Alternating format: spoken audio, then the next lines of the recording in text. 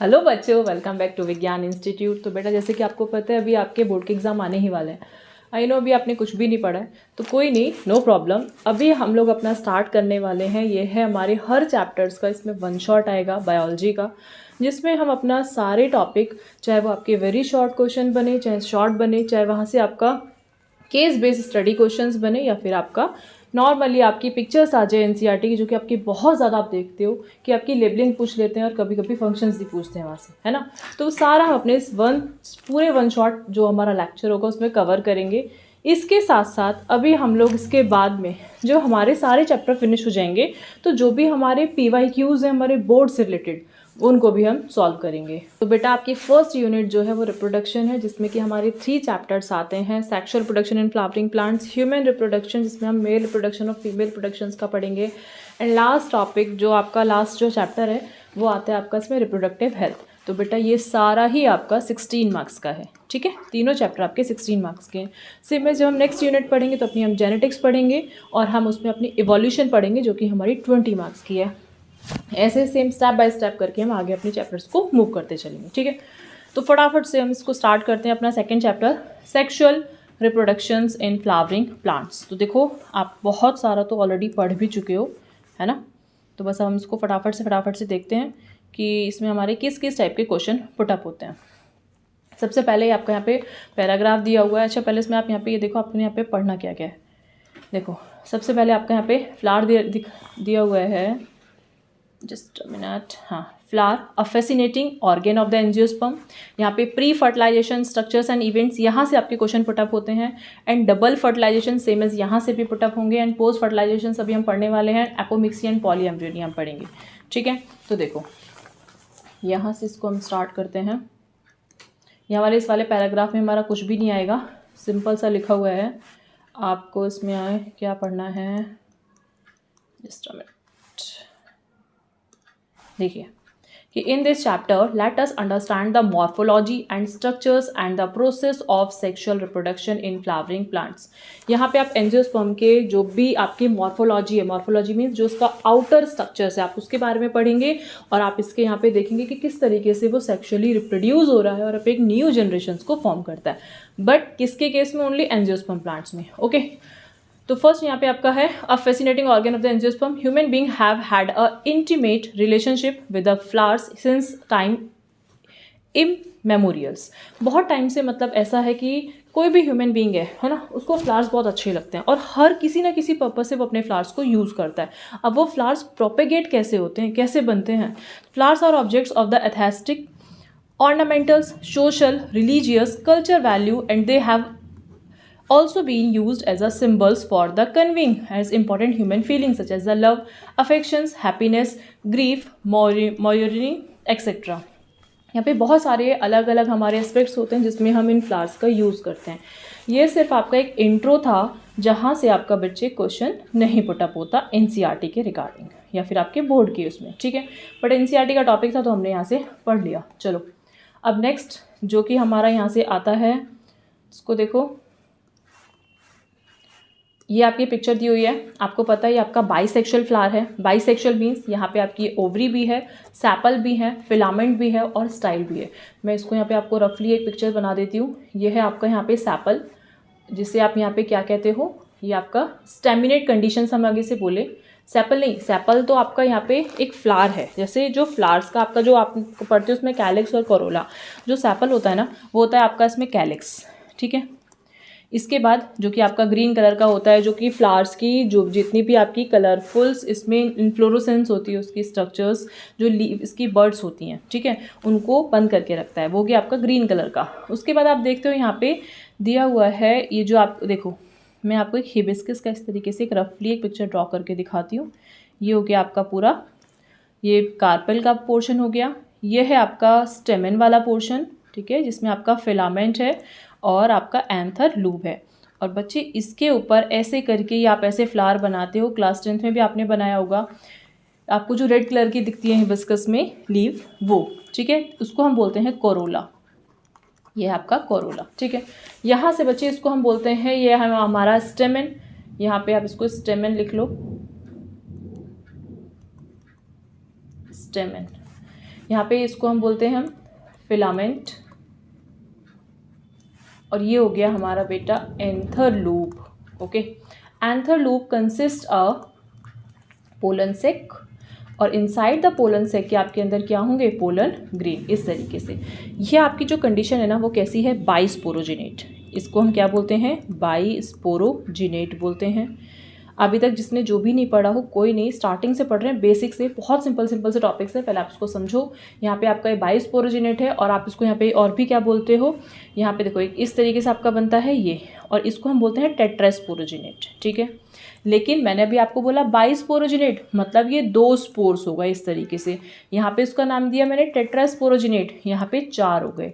क्या इसका कोई और नाम नहीं बनेगा, और भी बनेगा, देखो स्पोरोजिनेट। यहाँ पे इसको हम जो नाम देते हैं, इसका नाम होता है आपका यहाँ पे मोनोथीकस। यहाँ पे लिख दिया मैंने इसको मोनोथीकस। ओके, यहाँ पे इसको हम बोलते हैं बच्चे बाइथीकस, बाइथीकस।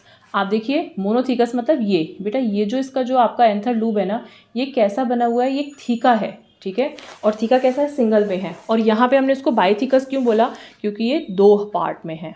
ओके, इसलिए हमने इसको बाइथीकस बोला। चलिए देखो अब जल्दी से आगे, यहाँ पे क्या आता है आपका, यही बता रहा है।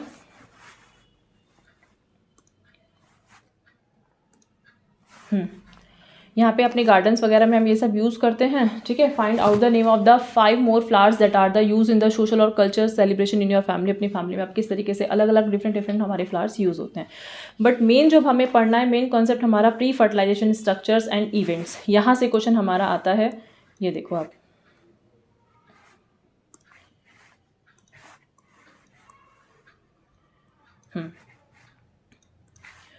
Much before the actual flower is seen on the plants, the decisions that the plant is going of the flower has taken place. Several hormonal and structural changes are initiated which lead to the differentiation or the further development of the floral primordium. जैसे ही flower जो होता है वो आप एक new form में generate होता है, तो उसमें बहुत ज़्यादा डिफ्रेंशिएशन हो जाता है, उसमें बहुत ज़्यादा चेंजेस आते हैं।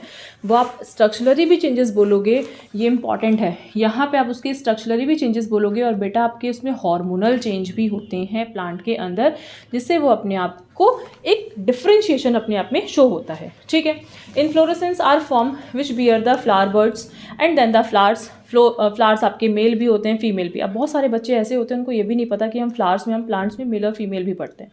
आगे देखो, इसमें एंड्रोशियम और गाइनोशियम, ये वर्ड्स इंपॉर्टेंट है, आपको याद रखना है। एंड्रोशियम जो होगा आपके यहाँ पे मेल के लिए यूज़ होगा, और गाइनोशियम जो होगा बेटा यहाँ पे आपका गाइनो फीमेल के लिए यूज़ होगा। ये आपका मेल के लिए यूज़ है, और ये आपका यहाँ पे इसके लिए फीमेल के लिए। ठीक है, यहाँ पे आपने पता है मेल का सिंबल आ गया, आपने 11th क्लास में ऐसे पढ़ा है, फीमेल का सिंबल आपने ये पढ़ा है। जब हम फैमिलीज पढ़ते हैं तो उसमें हम इसी तरीके से उनके सिंबल बनाते हैं। आगे देखो उसमें क्या कहता है यहाँ पे कि the male reproductive organ and the gynoecium represent the female reproductive organ. उसने बता दिया यहाँ पे कि ये मेल है और ये आपका फीमेल है। अब देखो बोर्ड में आपको क्या देगा, यहाँ से आपको इस तरीके से पिक्चर दे देता है, ये वाली आपको पिक्चर दे देगा। ये अभी आपने एंथर पढ़ा, और इस तरीके से यहाँ पे आपने इसको क्या पढ़ा, ये आपने पढ़ा फिलामेंट। ठीक है, ये आपका फिलामेंट हो गया। ये देखो ये बाहर में ये लाइंस ऑफ डेहिसेंस है। अभी हम इसका स्ट्रक्चर ऐसे करके बनाएंगे, और इसका स्ट्रक्चर ऐसे ही आपका मैच्योर एंथर का बनता है। यहाँ पे मैंने अभी यहाँ पे एक ऐसे रफली एक डायग्राम यहाँ पे मैंने बनाने की कोशिश तो करी है, बन भी गया, ये देखो। ठीक है, तो आपका बच्चा ये टेट्रा बनाएगा, और अभी ये बनेगा किससे, कैसे बनेगा, इसमें कौन कौन से डिवीजन टेक पार्ट होंगे वो अब हम देखते हैं फटाफट। स्टेमेन देखते हैं हम, माइक्रोस्पोरेंजियम, ये वर्ड इंपॉर्टेंट है, यहाँ से लॉन्ग क्वेश्चन आना है। अभी हम पढ़ेंगे माइक्रोस्पोरोजेनेसिस एंड ऊजेनेसिस। मतलब ऊजेनेसिस इन द सेंस यहाँ पे हम इसको अगर कनेक्ट करें तो हम फीमेल में ले जाएंगे, जिससे फीमेल का फॉर्मेशन होगा, हम उसको बोलेंगे मेगास्पोरोजेनेसिस। जब फीमेल होती है, सेम यही वर्ड हम जब ह्यूमन रिप्रोडक्शन में यूज़ करते हैं तो हम वहाँ पे बोलते हैं ऊजेनेसिस, और जब हम प्लांट की बात करते हैं तो हम वहाँ पे बोलते हैं मेगास्पोरोजेनेसिस। अगर हम ह्यूमन रिप्रोडक्शंस में बात करते हैं मेल की, तो वहाँ पे हम बोलते हैं स्पर्मेटोजेनेसिस। बट अगर हम फ्लावर की बात करते हैं, प्लांट की बात करते हैं, तो हम उसमें बोलते हैं माइक्रोस्पोरोजेनेसिस। तो सारे टर्म सेम थोड़े से हैं, बट थोड़ा सा एक डिफरेंस भी है। ठीक है, एंड पोलन ग्रेन्स, अब हम पढ़ने वाले हैं पे माइक्रोस्पोरेंजियम के अंदर क्या होता है। देखो, इसमें 2 पार्ट्स होते हैं स्टैमेन में, long and the cylinder stalk like structure called filaments and the terminal generally bilobed structures called the anther. I think अब आपको बाइलूब्ड समझ में आ गया होगा। ये आपका बेटा बाइलूब्ड, ये देखो 2 लूब ऐसे करके बने हुए हैं, है ना, इसको इसलिए हमने बोला bilobed. The proximal end of the filaments is attached to the thalamus. इसका जो प्रॉक्सिमल एंड होता है वो मतलब लास्ट वाला जो पोर्शन होता है वो जस्ट इसके थैलमस से अटैच्ड होता है। और the petals of the flowers, the number of the length of the stamen are variable in the flower of the different species. क्या आप सोचोगे, क्या आप ये सोचते हो कि सारी जितनी भी प्लांट्स की आपकी साइज़ होती है, उनका लेंथ होता है स्टेमन का, सबका सेम होगा? नहीं, कोई प्लांट्स आपके छोटे होते हैं, कोई प्लांट्स आपके बड़े होते हैं। तो it's depends on the different types of species. If you were to collect a stamen each from 10 flower, each from different species are arranged them on a slides and you would be able to appreciate the large variation in the size in natures। ये कुछ नहीं आता यहाँ से, सिर्फ आपको जो main concept है वो पढ़ना है, ठीक है। बस वो कह रहा है कि आपको कलेक्ट करना है और वहाँ पे देखना है कि किस किस का साइज़ कैसा कैसा है। आगे देखो जी, यहाँ से इसमें आता है आपका a typical angiosperm anther is a bilobed होता है with each lobes having a two theca. अभी बताया था मैंने आपको डाईथीकस और मोनोथीकस। मोनोथीकस था तो उसमें आपका बाइस्पोरोजिनेट था, और जब आप डाईथीका पढ़ेंगे, उसमें डाईथीकस पढ़ेंगे तो बेटा आप उसमें टेट्रास्पोरोजिनस पढ़ेंगे, ठीक है। अब इसमें देखो, they are dithecous often are longitudinal grooves run length wise separating the theca. यहाँ पे जब इस तरीके से ऐसे करके इसको लेंथ वाइज उसको सेपरेट आउट करेगा, ये जो मेम्ब्रेन है कह रहा है ना यहाँ पे, ये रहा separating the theca lengthwise, let us understand the various types of tissues and their organizations. और जो इनके ऑर्गेनाइजेशन है उसको देख लेते हैं। देखो, हाँ जी, organizations in the transverse sections of the anthers, the bilobed nature of the anther is a very distinct in the transverse section of the anther। अब यहाँ से देखो, anther is a four sided, जब 4 sided होती है तो आप उसे टेट्रागोनल कहते हो, और उसमें यहाँ पे consist of the 4 microsporangia located the corner in two each lobe. मैंने अभी आपको इस तरीके से यहाँ पे छोटा सा डायग्राम बना के दिखाया था, ये आपका वही था जिसमें आपके 4 माइक्रोस्पोरेंजिया थे, ठीक है, 1 2 3 4 इस तरीके से। The microsporangia develop further and become a pollen sac. आगे जाके माइक्रोस्पोरेंजिया डेवलप हो जाएगा और पोलन सैक में कन्वर्ट हो जाएगा। दे extend longitudinally all through the length of the anther and the packed with pollen sacs. उसके बाद वो अपने इसके पोलन सैक के अंदर छोटे छोटे पोलन ग्रेन्स हैं। जैसे ही आप देखोगे अभी आगे, इसके अंदर बेटा बहुत सारी मेम्ब्रेन्स होती हैं, ठीक है। अब कुछ मेम्ब्रेन्स तो इसको न्यूट्रिशन प्रोवाइड कराती हैं, कुछ मेम्ब्रेन इसको क्या करती हैं, इसको प्रोटेक्शन भी प्रोवाइड कराते हैं। आपको पता है ना कि भाई अब कोई भी अगर आउटर मेम्ब्रेन होती है, इवन हमारे अंदर भी अगर हम लोग देखते हैं तो मेम्ब्रेन का काम क्या है, सिर्फ प्रोटेक्शन प्रोवाइड ही तो करना, ठीक है। तो सेम एज इसको भी प्रोटेक्शन प्रोवाइड करा रही है, और साथ साथ जब मैचुरेशन देगी तो उसको डेहिसेंस में भी हेल्प करेगी। डेहिसेंस यहाँ पे आप वर्ड पढ़ेंगे, ब्रेक डाउन में हेल्प करेगी, राइट। आगे देखो कि अभी जाके जब ब्रेकडाउन होता है तो क्या होगा, द माइक्रोस्पोरेंजिया डेवलप फर्दर, अभी जाके आगे डेवलप हो जाएगी further and become pollen sac. They extend longitudinally, हमने पढ़ लिया। यहाँ से स्ट्रक्चर्स ऑफ माइक्रोस्पोरेंजिया इंपॉर्टेंट है, स्पोरेंजियम्स, यहाँ से क्वेश्चंस आता है आपका एनसीईआरटी में, यहाँ से इंपॉर्टेंट है बोर्ड में। ये आपका 2 to 3 मार्क्स का क्वेश्चन जो है वो आपका पुटअप होता ही है, ठीक है। तो देखो, structures of microsporangium in a transfer section, a typical microsporangium appear near circular in outline. आपको सारी एनसीईआरटी की लाइन नहीं देखनी, मेन कॉन्सेप्ट आपको याद रखना है डायग्राम पे। अगर आपने डायग्राम पे फोकस नहीं किया तो आप थ्योरी भी नहीं बना पाओगे, बट यू ट्राई, जो आपके डायग्राम आपको खोने चाहिए, आपको डायग्राम आने चाहिए, ठीक है। चलो, it is a generally surrounded by the 4 wall layers, the epidermis, endothecium, middle layer, tapetum. Important है, यहाँ से आपकी 1 मार्क्स का क्वेश्चन भी पुटअप हो सकता है। मे बी इसका सीरीज पूछ ले कि ये कैसे कैसे अरेंज है, मैं इसे बना देती हूँ। आउटर मेम्ब्रेन ये हो गई, ये हो गई और ये। अब आप फटाफट से मुझे इसकी नेमिंग बताइए। सबसे पहले होगी बच्चे इसकी एपिडर्मिस, एंड सेकेंड वन हो गई इसकी आपकी एंडोथीशियम, है ना। उसके बाद थर्ड हो गई इसकी मिडिल लेयर। अब ये क्या कर रहे हैं, कुछ गलत तो नहीं कर रहे? अरे भाई, आउटर तो एपी होती है, बीच में मिडिल आ गई और अंदर एंडो हो गई, बट नहीं, यहाँ पे अभी हम जो पढ़ते हैं वो हम सेकेंड लेयर एंडोथीशियम पढ़ते हैं, थर्ड वन इज हमारी मिडिल होती है, एंड लास्ट वन इसमें होती है आपकी टैपेटम। ओके, याद रखिएगा। चलो, टैपेटम हो गई। Then it's nourishes the developing pollen grains. Most important point है यहाँ पे, अभी इसको मैंने अंडरलाइन यहाँ से कर दिया, ये इंपॉर्टेंट है, बट हमारे यहाँ से देखो, the outer 3 wall layers perform the function protections. आपसे पूछ लेगा इसका फंक्शंस क्या होता है, प्रोटेक्शंस करता है, and help in the dehiscence. अभी हम ऑलरेडी पढ़कर आ चुके थे कि ये सारी मेम्ब्रेन इसको प्रोटेक्शंस देंगे और डेहिसेंस में हेल्प करेंगी। And anther to release of the pollen. The innermost wall layer is a tapetum है जो नरिशराइज करेगी। इंपॉर्टेंट, जैसे मैंने अपनी एनसीईआरटी पे इंपॉर्टेंट लिख लिया है, इसे आप भी उसको मार्क कर लो, यहाँ से क्वेश्चन आता है। Developing pollen grains, cell of the tapetum possess dense cytoplasm. Important point है, याद रखना है आपको, एनसीईआरटी का एक एक वर्ड इंपॉर्टेंट है, यही से आपकी कोच भी कैसे भी क्वेश्चन उठा के पुटअप कर सकते हैं, ठीक है। जो आपके टैपेटम होता है वो डेंस साइटोप्लाज्म रखता है and generally have more than 1 nucleus. अब आपसे पूछ लेगा टैपेटम जो है यूनिन्यूक्लिएट है या मल्टी न्यूक्लिएट है, तो आप बताओगे उसमें मोर देन 1 है, तो मतलब मल्टी न्यूक्लिएट है। Okay, next, when the anther is young, group of the compactly arranged homogeneous cells called the sporogenous tissue। जब वो compactly arrange हो जाते हैं उसके homogeneous cells, तो उसको हम बोलते हैं sporogenous tissues, occupy the center of the each microsporangium, जो कि microsporangium के center में होते हैं। अब बच्चे हम पढ़ते हैं इसकी जल्दी से इसकी प्रोसेस कि माइक्रोस्पोरोजेनेसिस की प्रोसेस क्या है। देखो, microsporogenesis, micro means small, sporogenesis मतलब फॉर्मेशन ऑफ द स्मॉल छोटे छोटे स्मॉल पोलन ग्रेन्स का फॉर्मेशन हो रहा है। As the anther develop the cell of the sporogenous tissues under meiotic division. फिर से इंपॉर्टेंट पॉइंट आया हमारा, आपसे पूछता है यहाँ से कि माइक्रोस्पोरोजेनेसिस में जब फॉर्मेशन होता है तो उसमें माइटोसिस डिवीजन होता है या मियोसिस। तो आपने ध्यान रखना है कि बेटा पहले आपका मियोटिक डिवीजन होगा, देन आपके बाद में फिर माइटोसिस होगा to form the microspore tetrad. वो जब 4 बनाएगा तो क्या बनेगा, मियोटिक डिवीजन होगा, ठीक है। इसके बाद देखिए जी, पिक्चर आ गई। अब ये पिक्चर तो आपने देखी हुई है,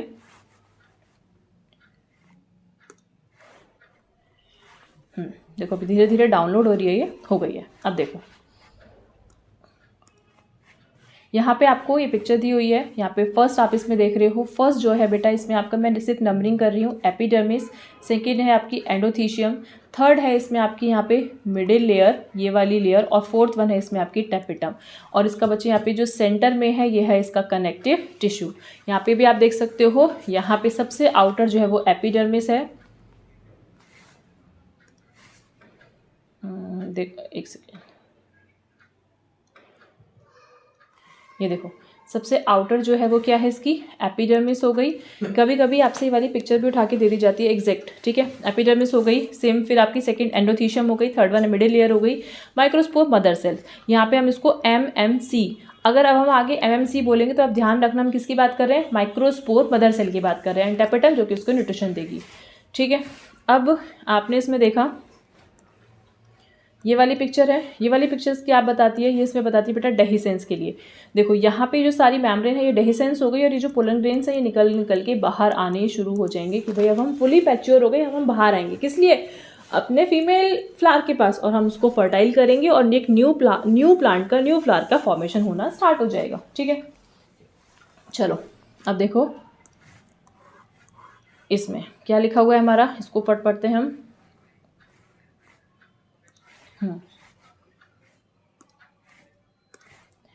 Each cells of the sporogenous tissues is capable of giving rise to the microspore tetrad. Microspore tetrad देगा. Each one is a potential pollens और the microspore mother cells. The process, यहाँ से आप लिखना स्टार्ट करेंगे। अगर आपसे 1 मार्क्स के लिए पूछा व्हाट इज द माइक्रोस्पोरोजेनेसिस, तो आपने बताना है यहाँ पे the process of formation of the microspore from PMC, pollen mother cell से माइक्रोस्पोर का फॉर्मेशन होना ही, वो भी थ्रो म्योसिस। ये लिखना मत भूल जाना, ये तो जरूर लिखना पड़ेगा। Through meiosis is called the microsporogenesis. The microspore as they are formed are arranged in a cluster of 4 cells. कितनी में है बेटा, म्योसिस है तो 2 तो बनाएगा नहीं, पढ़ा है ना 11th क्लास में, जब माइटोसिस होगा तो वो 1 से 2 बनाएगा और म्योसिस होगा तो 1 से 4 बनाएगा। तो microspore tetrad as the anther mature dehydrated and microspore dissociate from each other and develop into the pollen grains, ठीक है। Inside the microsporangium several thousands of microspore. अब बेटा microsporangium it is a medium where it is a pollen grains are mature. आप ऐसा समझो pollen grain का ये घर है, जो माइक्रोस्पोरेंजियम है वो क्या है, उसका घर है जहाँ पे वो अपने आप को डेवलप करता है, अपने आप को मैच्योर करता है और मैच्योर करके वहाँ से निकलना शुरू हो जाता है। माइक्रोस्पोर और pollen grains are form that are release with the dehiscence of the anther, और वहाँ से क्या कर देता है, उसको डेहिसेंस करने में हेल्प करता है। ठीक है, चलो आगे देखो। Pollen grains, the pollen grains are the represent the male gametophyte, पता है आपको। If you touch the open anther of the hibiscus और any flower you would find the depositions of the yellowish powdery pollen grains और the your finger. जैसे आप उसमें एक hibiscus flower में देखते हो येलोइश कलर की बॉडी होती है, वही आपके पोलन ग्रेन्स हैं। Sprinkles these grains on a drop of the water taken on a glass slides observe under the microscope. आप इसमें देखोगे, आपने अपनी क्लास 12th के प्रैक्टिकल में भी क्या होगा, सभी का भी यहाँ पे प्रैक्टिकल एग्जाम फिनिश हो चुके हैं, तो सबने स्लाइड्स भी प्रिपेयर की होंगी, है ना, कि हम कैसे कैसे उसको प्रिपेयर करते हैं। चलिए, यहाँ पे स्कैनिंग दिखाई गई है इसकी, किस तरीके से इसके स्ट्रक्चर्स हैं। यहाँ पे अब आपने ये देख लिया, इनकी पिक्चर्स देखी, ये अब हम यहाँ पे देखते हैं, ये माइक्रोस्कोप में देख लिया। You will really amaze that the variety of the architecture size, आप इसका साइज देखोगे, शेप देखोगे, कलर देखोगे, डिज़ाइन देखोगे। वैसे तो पता है मुझे, बोर्ड प्रैक्टिकल में किसी ने ध्यान से नहीं बनाई होगी स्लाइड, ऐसी बना के रख दी होगी, बट ये हमारी रियलिटी में सीरियसली में ऐसी ही बनती है। ठीक है, चलिए। Pollen grains are generally spherical, sphericals होते हैं, about the 25 to micrometer in a diameter. Important point है, आपको ऐसे इंपॉर्टेंट मार्क करना है। ये आपका जो पोलन ग्रेन्स होता है वो 25 से 50 डायमीटर का होता है। It has the prominent 2 layers wall, इसकी 2 लेयर वॉल होती हैं। एक्साइन एंड इंटाइन, ये भी आपका इंपॉर्टेंट है। एक्साइन, एग्जिट, एग्जिट मतलब बाहर, तो एक्साइन मतलब बाहर, आउटर हो गया, और इंटाइन मतलब अंदर हो गया। तो हार्ड होती है बेटा, जो भी बाहर की लेयर होगी वो कैसी होगी, आपकी हार्ड ही होगी। ठीक है, made up of the sporopollenin, important है, यहाँ से इसको मार्क करना है कि आपका जो एक्साइन है, मैंने यहाँ पे स्ट्रक्चर बनाया है, वैसे उसमें दिया हुआ है, अभी बताती हूँ आपको। ये एक्साइन है, ये एक्साइन कैसा है, ये एक्साइन आपका इरेगुलर है। कैसा है, इरेगुलर। और यहाँ पे आप इंटाइन बनाओगे, इंटाइन कैसा बनाओगे आप, रेगुलर। ठीक है, ये हो गया आपका इंटाइन। ठीक है, intine exine is a made up of sporopollenin which is one of the most resistant organic material known. It can withstand the high temperature, strong acid and alkali. No enzyme degrade sporopollenin is so far known. बहुत important points हैं, ये आपको ऐसे ही लग रहा होगा कि हमने क्या पढ़ डाला इसमें। आपसे पूछता है what is the function of sporopollenin, sporopollenin का फंक्शन क्या है। ये इसको हाईली क्या प्रोवाइड कराता है, वाटर देता है, ऑक्सीजन देता है, इसको टेम्परेचर, अगर ज़्यादा टेम्परेचर है, ज़्यादा पीएच है, तो उससे उसकी प्रोटेक्शन प्रोवाइड कराता है। किससे, ये पीएच से प्रोटेक्शन प्रोवाइड कराएगा बच्चे आपको। एसिडिटी से, जो भी मतलब एसिडिक, बाहर जो आपकी सॉइल एसिडिक होगा, एसिडिटी तो सॉरी, बट आपका जो एसिडिक मीडियम होगा उससे प्रोटेक्शन प्रोवाइड कराएगा। कौन, स्पोरोपोलिन। ठीक है, next, pollen grains exine has a prominent apertures called the germ pore. Prominent का मतलब अभी आप देख रहे हो बीच में मैंने गैप भी बनाया है, दैट इज कॉल्ड जम्पोर। इस जम्पोर का बहुत अच्छा सा फंक्शन है, पता है क्या है, यहाँ पे जब ये इंटाइन जो होती है ना, जब इस पर डिवीजन हो जाता है, जब इसका डेवलपमेंट हो जाता है ना, तो ये एक्सक्लूडेड आउट हो जाती है फ्रॉम द दिस पोर, इस पोर से बाहर निकलनी शुरू हो जाती है and form a pollen tube, और पोलन ट्यूब बन जाती है। आगे देखो, वेयर स्पोरोपोलिन एब्सेंट, जहाँ पे स्पोरोपोलिन एब्सेंट होती है, आपसे पूछेगा क्या जम्पोर में भी हमारी स्पोरोपोलिन होती है, तो वहाँ पे नहीं होती। Pollen grains are well preserved as fossils because of the presence of the sporopollenin. Important point है, आप पोलन ग्रेन्स को फॉसिल्स के फॉर्म में प्रिजर्व कर सकते हो। क्यों, क्योंकि उसके लिए स्पोरोपोलिन बैठा है कि भाई मैं इसको डिग्रेड होने नहीं देने वाला। The exine exhibit a fascinating array of the patterns and the design. यहाँ से कुछ क्वेश्चंस नहीं आते, आपने सिर्फ इतना पढ़ना है, यहाँ से ये वाला। The inner wall of the pollen grains is called the intine and it is a thin continuous layer है, मिडअप है, सेलुलोज एंड पेक्टिन। ये इंपॉर्टेंट आपको ये ध्यान रखना है कि जो इंटाइन है वो कैसी बनी है, आपकी पेक्टिन और सेलुलोज की बनी हुई है। The cytoplasm of the pollen grain is surrounded by the plasma membrane. अब जो साइटोप्लाज्म है उसके सराउंडेड क्या है, plasma membrane. When the pollen grains is mature in the 2 cells, जब भी आपका पोलन ग्रेन्स बेटा मैच्योर हो जाता है ना, तो ये 2 सेल्स में कन्वर्ट हो जाता है। एक होती है इसकी वेजिटेटिव सेल्स, एक होती है इसकी जेनरेटिव सेल्स। ठीक है, देखो यहाँ से मैं आपको बताती हूँ। सपोज ये आपका, देखो ये रहा, ये आपका ये है, पर ये बना कैसे, यहाँ पे इसका ये न्यूक्लियस होगा और यहाँ पे इस तरीके से ये वाला इसका क्या होगा, साइटोप्लाज्म। ये इसका न्यूक्लियस हो गया और ये साइटोप्लाज्म हो गया। ठीक है, ये जो मैंने डॉट डॉट बनाया दैट इज़ कॉल्ड साइटोप्लाज्म, और ये वाला हो गया इसका न्यूक्लियस। तो ये जो न्यूक्लियस होगा ना, आप ऐसे याद रखना, आप CV से याद रखना, कर्क्यूकुलम विवेट से याद रखना। जो आपका साइटोप्लाज्म होगा it's convert into a vegetative cells, ये आपका वेजिटेटिव सेल्स में कन्वर्ट हो जाएगा, और जो न्यूक्लियस होगा वो आपका जनरेटिव सेल्स बना देगा। आप NG से याद रखना, NGOs जो होती हैं आपकी, तो NG ठीक है। यहाँ से आपने क्या देखा कि जो आपका cytoplasm is convert into a vegetative cell, whereas nucleus is convert into a generative cell. दूसरी बात, एक स्ट्रक्चर्स में हमें डिफरेंट नज़र आ रहा है कि वेजिटेटिव सेल्स आपका लार्ज इन साइज़ है और generative cell small in size है ना। तो इसको भी याद रखना। मैं भी आपको पिक्चर देते और लेबलिंग वहाँ से पूछे। आपने क्या बताना है, when the pollen grains is mature two cells, first is vegetative cell and generative cells, the vegetative cell is bigger, has abundant food reserve and large irregularly shaped nucleus. बहुत इंपॉर्टेंट है, आपको याद रखना है कि वेजिटेटिव लार्ज होती है, आपकी इरेगुलर शेप की होती है, इसमें न्यूक्लियस होता है और फूड को रिजर्व करता है। एंड जनरेटिव सेल स्मॉल होती है, फ्लोट करती है साइटोप्लाज्म में वेजिटेटिव सेल्स, ठीक है। स्पिंडल शेप की होती है, डेंस साइटोप्लाज्म होता है, न्यूक्लियस। यहाँ से पूछ सकते हैं जनरेटिव सेल का शेप कैसा होता है, स्पिंडल शेप होता है। In over 60% of the angiosperm, pollen grains are shedded at the two-cell stage. In remaining species of the generative cells divide them mitotically. क्या कह रहा है यहाँ पे, जो आपकी 60% एंजियोस्पर्म प्लांट्स जो होते हैं ना, वो पोलन ग्रेन्स में 2 सेल स्टेज देते हैं, बाकी के जो रिमेनिंग होते हैं वो आपके 3 सेल स्टेज देते हैं। 60% 2 सेल देंगे, बाकी की वो 3 सेल देंगे। 40% जो होंगे आपके 3 सेल स्टेज देंगे, जब क्योंकि वो माइटोटिकली डिवीजन जाते हैं। 2 male gametes before the pollen grain are shedded. Okay, next इसमें आता है आपके कि pollen grains are of many species cause the severe allergy. ये इंपॉर्टेंट है, यहाँ से आपके बच्चे 1 मार्क्स से क्वेश्चंस पुटअप होते हैं। आपने अभी देखा माइक्रोस्पोरोजेनेसिस आपसे पूछ सकता था, आपसे स्ट्रक्चर्स, बोर्ड में आपसे स्ट्रक्चर्स ऑफ एंथर पूछ लेगा, आपसे उसकी सीक्वेंसिंग पूछ लेगा, उसकी मेम्ब्रेन की, इसमें अभी हमने पढ़ लिया था। उसके बाद आपने यहाँ पे क्या पढ़ना है कि इसके characteristic, pollen grains of the many species cause the severe allergy cause करता है, ब्रोंकाइट्स, अफेक्शन हो जाता है some people, because many peoples are when inhalations in a agriculture area then they cause the respiratory problem। उनको respiratory problem हो जाती है क्योंकि वो बहुत सारे क्या करते हैं, पोलन ग्रेन को इनहेल कर जाते हैं, leading to the chronic respiratory disorder। Asthma हो जाता है, ब्रोंकाइट्स हो जाती है। It may the mention the parthenium of carrot grass. Question यहाँ से आता है आपका कि जो पोलन एलर्जी कॉज होती है वो किसके थ्रू होती है, तो आपने बताना है पार्थेनियम कैरेट ग्रास के through. Came to India at the contaminated with the important wheat के थ्रू होती है and has become to ubiquitous in occurrence of the cause of the pollen allergy, जो कि पोलन एलर्जी कॉज करती है, ठीक है। एक कैरेक्टरिस्टिक तो समझ में आता है हमें यहाँ पे। अब नेक्स्ट जो इसका कैरेक्टरिस्टिक है कि वो और भी हमें क्या करता है, तो देखिए pollen grains are rich in nutrient में भी अच्छा होता है। It has become to fashions in recent years to use the pollen tablet. अब क्या करते हैं, जो कुछ एथलीट्स होते हैं वो उस पोलन को टैबलेट्स के फॉर्म में खा जाते हैं, उसको सिरप के फॉर्म में पी जाते हैं। क्यों? विच इंक्रीज द एफिशिएंसी, उनकी एफिशिएंसी को वो क्या करता है, इंक्रीज कर देता है।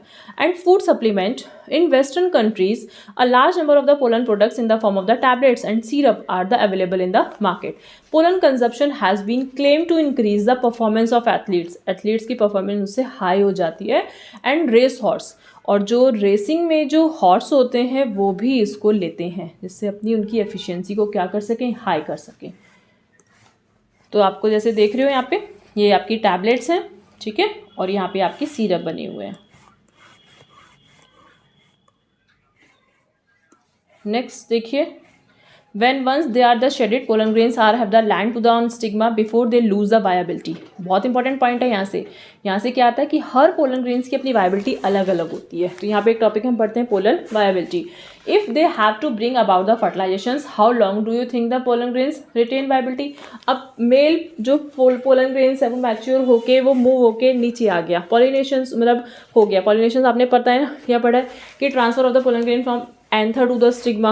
अब स्टिग्मा तो मैच्योर ही नहीं हुई, तो अब भाई पोलन ग्रेन क्या करेगा, बैठा रहेगा नहीं। वहाँ पे स्पोरोपोलिन है ना, उसकी प्रोटेक्शन करने के लिए आराम से उसको डैमेज होने से बचाएगा, ठीक है। द पीरियड्स, बट सभी की अलग अलग होती है, भी ध्यान रखना। The period for which pollen grains remain viable is highly variable and some of extent depends on the prevailing temperature, humidity in some cereals. यहाँ से आपने एग्जाम्पल याद रखना है। Some cereals such as the rice and wheat pollen grains lose viability 30 minutes. 30 minute के बाद अपनी viability खो देते हैं कि भाई अब हम बिल्कुल डैमेज हो चुके हैं, अब हम फर्टाइल करने के लिए कैपेबल नहीं हैं। of their release. And in some members of Rosaceae family, Leguminosae family and Solanaceae family maintain the viability for month, मतलब 2 to 3 months के लिए ये बेटा ये अपनी viability को क्या करते हैं, मेंटेन करते हैं. ठीक है, यहाँ तक आपने पढ़ लिया. इसके बाद एक और आता है हमारा पोलन स्टोरेज, कि हम पोलन को कैसे स्टोर कर सकते हैं. आप यहाँ पे देखो कि sperms of the many animals including the human for the artificial inseminations. आपको पता है स्पर्म को भी स्टोर किया जा सकता है आर्टिफिशियल इंसेमिनेशंस के टाइम पे, है ना. Is a possible store pollen grains of a large number of species for years. Liquid nitrogen -196 degree centigrade. ठीक है, लिक्विड नाइट्रोजन में है. ये इंपॉर्टेंट पॉइंट है, यहाँ से कई बार क्वेश्चंस आए हैं, इसको ध्यान रखना.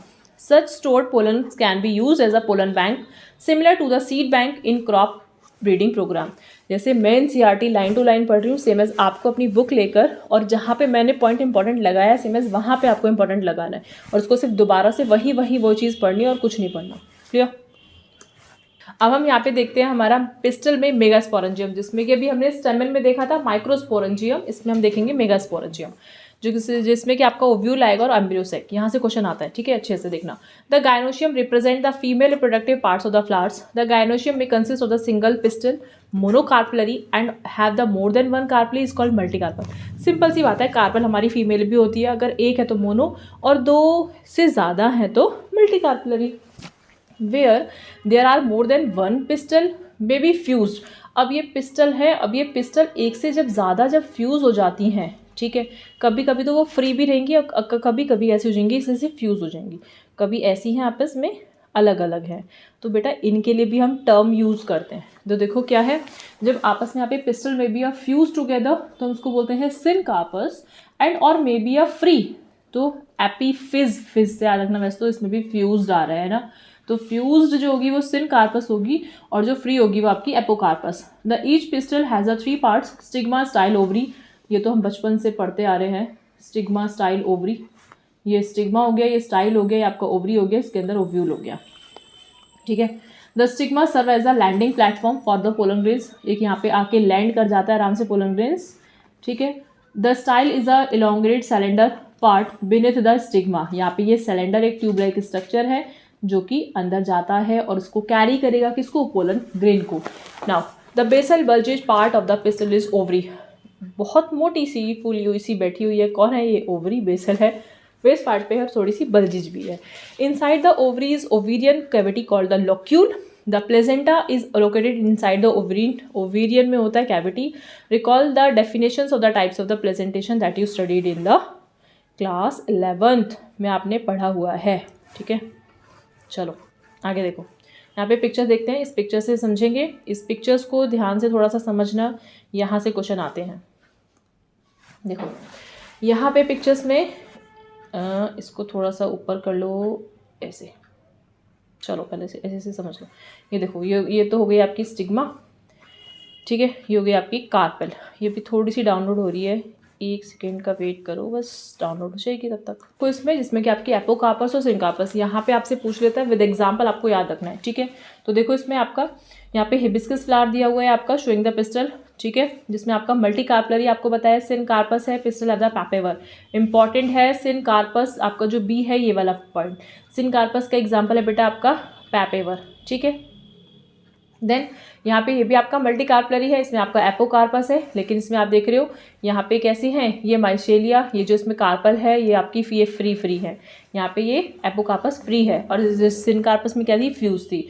ये diagrammatic sections of anatropous ovule. Important है, यहाँ से क्वेश्चन आता है. देखो यहाँ पे एक ओव्यूल है, अभी तक आप सिर्फ ऐसे ओव्यूल पढ़ते आए थे, ये आपने बना लिया, आपने सिंगल ऐसे सर्कल में ओव्यूल कर दिया, बट ऐसा ओव्यूल नहीं होता. ओव्यूल का मेन स्ट्रक्चर ये है, आप देख रहे हो इसका अपर पार्ट फ्यूनिकल है. यहाँ पे इसका ये जो नीचे वाला पॉइंट है ये है आपका माइक्रोपाइल.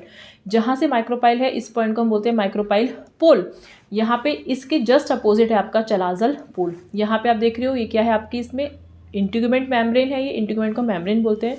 आउटर इंटीग्यूमेंट और inner integument that is called other point जो है इसका नेक्स्ट पॉइंट आपका आता है न्यूक्लियस. याद रखना न्यूक्लियस है, न्यूक्लियस नहीं है. And embryo sac. बेटा 3 मार्क्स का क्वेश्चन फिक्स है, यहाँ से आता है. या तो आपका माइक्रोस्पोरोजेनेसिस पूछेगा या फिर आपसे मेगास्पोरोजेनेसिस. अगर आपने पूरी प्रोसेस अगर उसने नहीं पूछी आपकी मेगास्पोरोजेनेसिस तो डेफिनेटली यहाँ से स्ट्रक्चर ऑफ ओव्यूल का क्वेश्चन आ जाता है. आपसे लेबलिंग पूछ लेता है, आपसे फंक्शन पूछ लेता है. ठीक है, और वैसे तो मैं आपको क्वेश्चंस दिखाऊंगी, बोर्ड के सारे क्वेश्चंस मैं आपको दिखाऊंगी लास्ट 10 ईयर वाले कि कैसे कैसे इसमें क्वेश्चंस आते हैं आपसे, फिर आप कहोगे हाँ पूछे जाते हैं। देखो यहाँ पे आपने देखा arising from the present are the megasporangia commonly called the ovules कहते हैं हम उसमें। हमने इसका स्ट्रक्चर्स भी देख लिया, ठीक है। ओवरी में be a one, wheat, pedi and mango. Example आपको याद रखना है, ओवरी जिसमें वन होती है वो वीट में होती है, पेडी में होती है और मैंगो में होती है। एग्जाम्पल इंपॉर्टेंट है आपके लिए, और क्योंकि आपके MCQ आ रहे हैं ना, तुक्के तो लगाने नहीं है, तो यहाँ से ध्यान रखना है। मैनी किस में होती है आपकी, पपाया में होगी, वाटरमेलन में होगी एंड ऑर्किड्स में होगी। आपसे कहीं कोई MCQ बाहर से नहीं आएगा, यहीं से आता है। Next, the megasporangium ovule. Let us familiarize ourselves with the structures of the typical angiosperm ovule. The ovule is a small structure attached to the placenta. Placenta से attached है। जो attachment है उस attachment को हम stalk बोलते हैं, and stalk called a funicle. जो अभी आपने ये इस तरीके से structures ऐसे करके देखा, ये stalk क्या था आपका, funicle attachment वाला। The body of the ovule fuse with funicle in the region. अब जो funicle जो body से fuse हो रही है उस पॉइंट को आप बोल देंगे hilum. Thus hilum represent the junction between the ovule and funicle. Hilum क्या है, ओव्यूल और फ्यूनिकल के बीच का जंक्शन है। ऐसी पॉइंट टू पॉइंट याद करना और कुछ नहीं करना। Each ovule has 1 or 2 protective envelope called the integument. हमेशा दिमाग में सेट कर लो कि इंटीग्यूमेंट है, मेम्ब्रेन है, लेयर है, हमेशा ही प्रोटेक्शन करेगी। Integument encircles the nucellus. Integument क्या करती है, इनसर्कल करती है न्यूसिलस को except the tip of the where the small opening of the called micropyle. यहाँ पे बेटा एक्सेप्ट किसको छोड़ के, टिप, सिर्फ माइक्रोपाइल के टिप को छोड़ के बाकी सारे माइक्रोपाइल तक आती है। यहाँ पे opposite the micropyle end is the chalazal representing the basal part of the ovule, ठीक है। Next, enclose within the integument is a mass of the cell called the nucellus. यहाँ पे इंटीग्यूमेंट का इसमें मास ऑफ सेल्स होता है जिसको हम क्या बोलते हैं, nucellus. Cells of the nucellus have the abundant reserve food materials. अब पूछते हैं इसमें what is the function of nucellus, इसका काम क्या है, यहाँ पे फूड मटेरियल को रिजर्व करता है। Located in the nucellus, embryo sac में लोकेटेड होता है। Female gametophyte ovule generally has the single embryo sac and form from the megaspore. आपसे पूछेगा किससे बना है, वो आपके मेगास्पोर से बना है, ठीक है। तो structures of ovule I think आपको समझ में आया होगा कि क्या क्या है, हाइलम कहाँ है, फ्यूनिकल कहाँ है, क्या अटैचमेंट पोर्शन है, ठीक है। अब हम इसमें देखने वाले हैं अपना मेगास्पोरोजेनेसिस। तो देखो, the process of formation of megaspore, आपने उसमें पढ़ी थी the process of formation of microspore. यहाँ पे आप पढ़ रहे हैं megaspore. From the megaspore mother cell, वहाँ पे microspore mother cell is called megasporogenesis. Ovule generally differentiated a single megaspore mother cell MMC is micropyle region. यहाँ पे डिफरेंशिएट हो रहा है। देखो ये पिक्चर भी बहुत सुंदर है, यहाँ से क्वेश्चन आता है। देखो अपर पोर्शन आपका माइक्रोपाइलेंट दिया हुआ है, सेंटर में आपका न्यूसिलस दिया हुआ है, यहाँ पे आपका मेगास्पोर मदर सेल दिया हुआ है। यहाँ पे बेटा एक आपका ये न्यूक्लियस है, ये आप देख रहे हो ना, मैंने ऐसे कर दी। चलो मैं भी ब्लैक ही ले लेती हूँ, ये वाला है, ये एक ब्लैक है, कर दिया मैंने। अब यहाँ पे क्या होगा, यहाँ पे डिवीजन होगा। यहाँ पे आपको कौन सा डिवीजन होगा बेटा, यहाँ पे भी आपका मियोसिस होगा। कौन सा होगा, मियोसिस। तो 1 से 2 बनाएगा, देन 2 से 4 बनाएगा। तो यहाँ पे इसने यहाँ पे एक ये बनाया और एक यहाँ पे मेगास्पोर डायड, कह रहा है ना मेगास्पोर डायड। माइक्रोपाइल एंड है वो, यहाँ पे ये वाला माइक्रोपाइल, इसका ये वाला माइक्रोपाइल एंड है, ये वाला इसका चलाजल हो जाएगा। मेगास्पोर टेट्रेड, यहाँ से इंपॉर्टेंट क्वेश्चन आपसे बनता है। यहाँ से आपका मियोसिस फर्स्ट हुआ, यहाँ से मियोसिस सेकेंड होगा, ओके। यहाँ पे क्वेश्चन आता है आपका कि क्वेश्चन पूछते हैं माइक्रोस्पोरो, एक second, just a minute.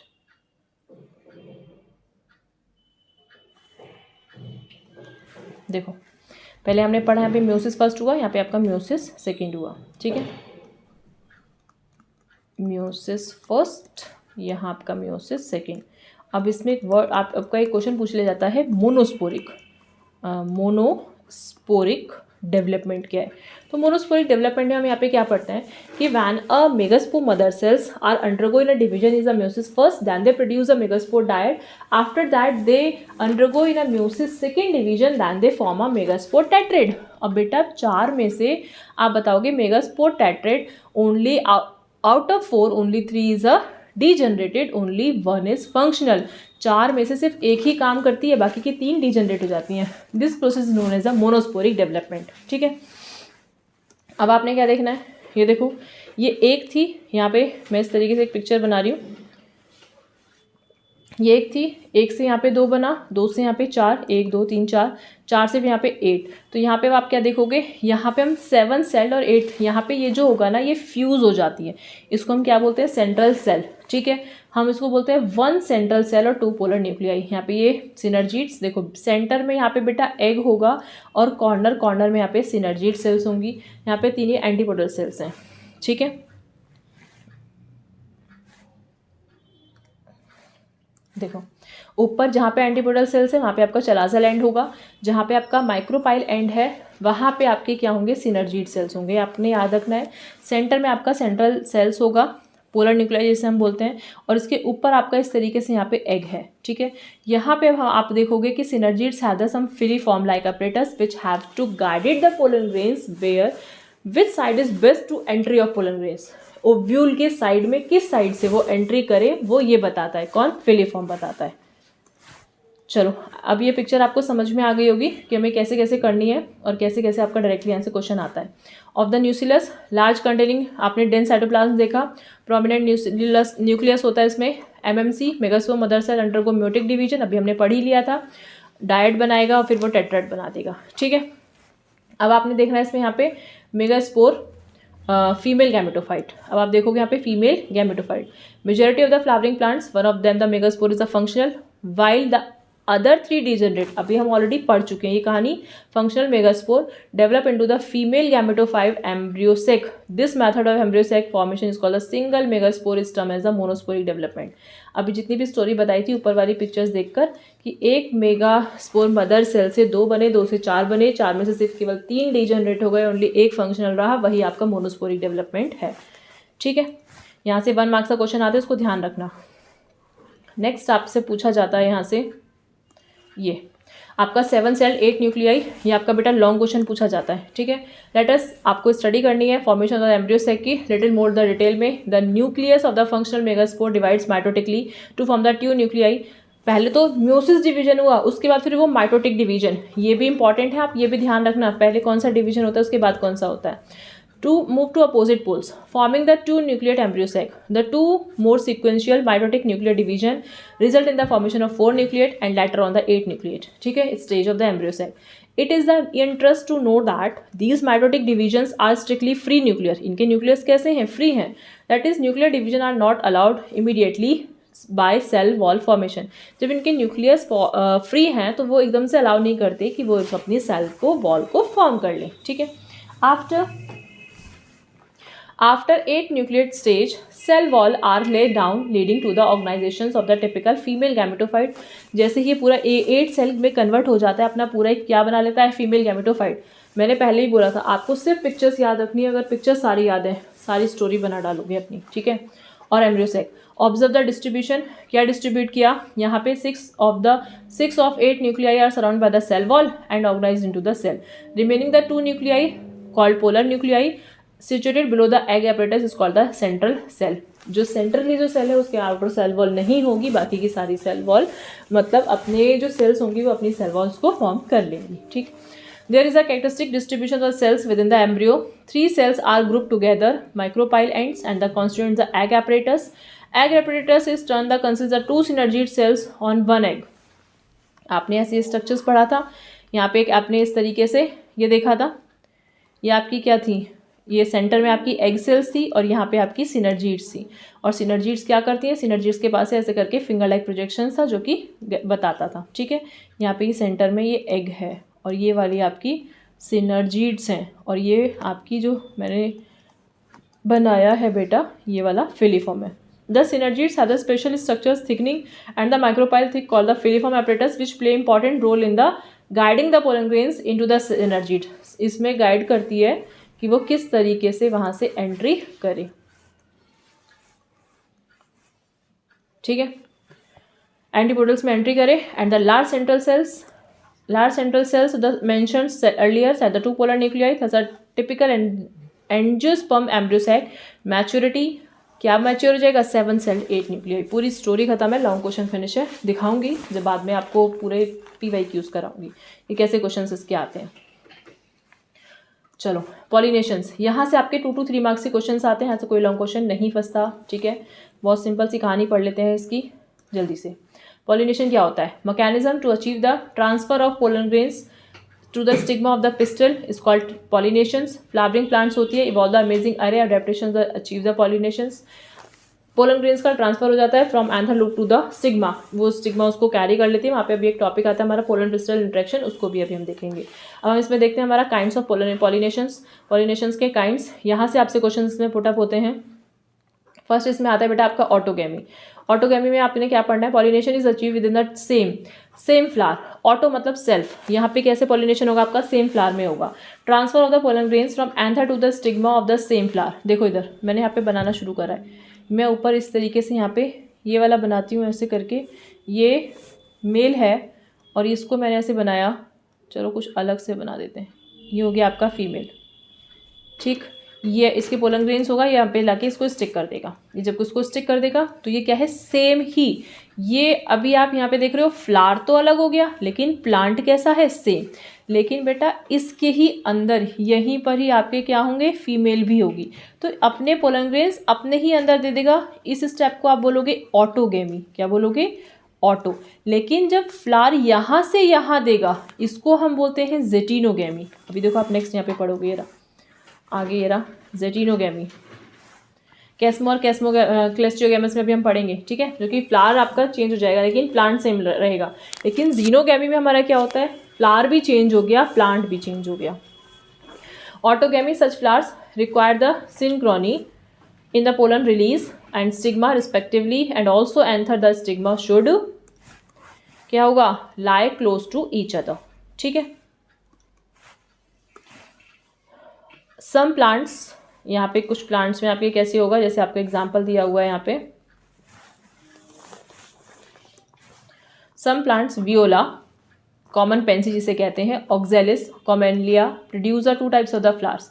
Important है, यहाँ से पूछता है जो आपका कॉमनलिया होता है, ऑक्जेलिस होता है, वियोला होता है, वो क्या किस टाइप का उसमें अपना पॉलिनेशन रिप्रेजेंट करते हैं। Chasmogamous flower and are the similar flower of other species with exposed anther and stigma, cleistogamous flower which do not open at all। अब ये स्टोरी हमें समझ में नहीं आई, देखो अब इसको हम जल्दी से यहाँ से समझते हैं। ये पिक्चर दे रखी है और इस पिक्चर को देख के क्वेश्चन आता है यहाँ से। ऊपर वाला बेटा कैस्मोगैमस है और नीचे वाला आपका क्लेस्टियोगैमस है। आप ऐसे समझना, कैस्मो और गैमस। कैस्मो से आप इसको यहाँ पे च, हम CH से केमिस्ट्री पढ़ते हैं ना, तो CH से आप च याद रखना। तो इसमें आप सोच रहे हो यहाँ पे चश्मा लिखा हुआ है, सपोज कैस्मोगैमस है तो आप चश्मा आप क्या पहनते हो? ऊपर पहनते हो। तो कैस्मोगैमस फ्लावर वाले कैसे होंगे? ओपन होंगे और ऊपर होंगे, दोनों बात याद रखना, ऊपर भी साइड में होंगे और ओपन होंगे। जबकि जो क्लेस्टियो है, पिक्चर देखो आपको दिख रही है यहाँ पे, ये बेटा क्लोज है, जबकि ये वाली कैसी है? इस तरीके से ओपनली है, ठीक है। 2 बात मेरी याद रखना बस, एक तो कैस्मोगैमस में अपर है और ओपन है, चश्मा हम ऊपर पहनते हैं, क्लेस्टियोगैमस हमारा नीचे है। अब हमें सारी बात याद आ जाएगी। देखो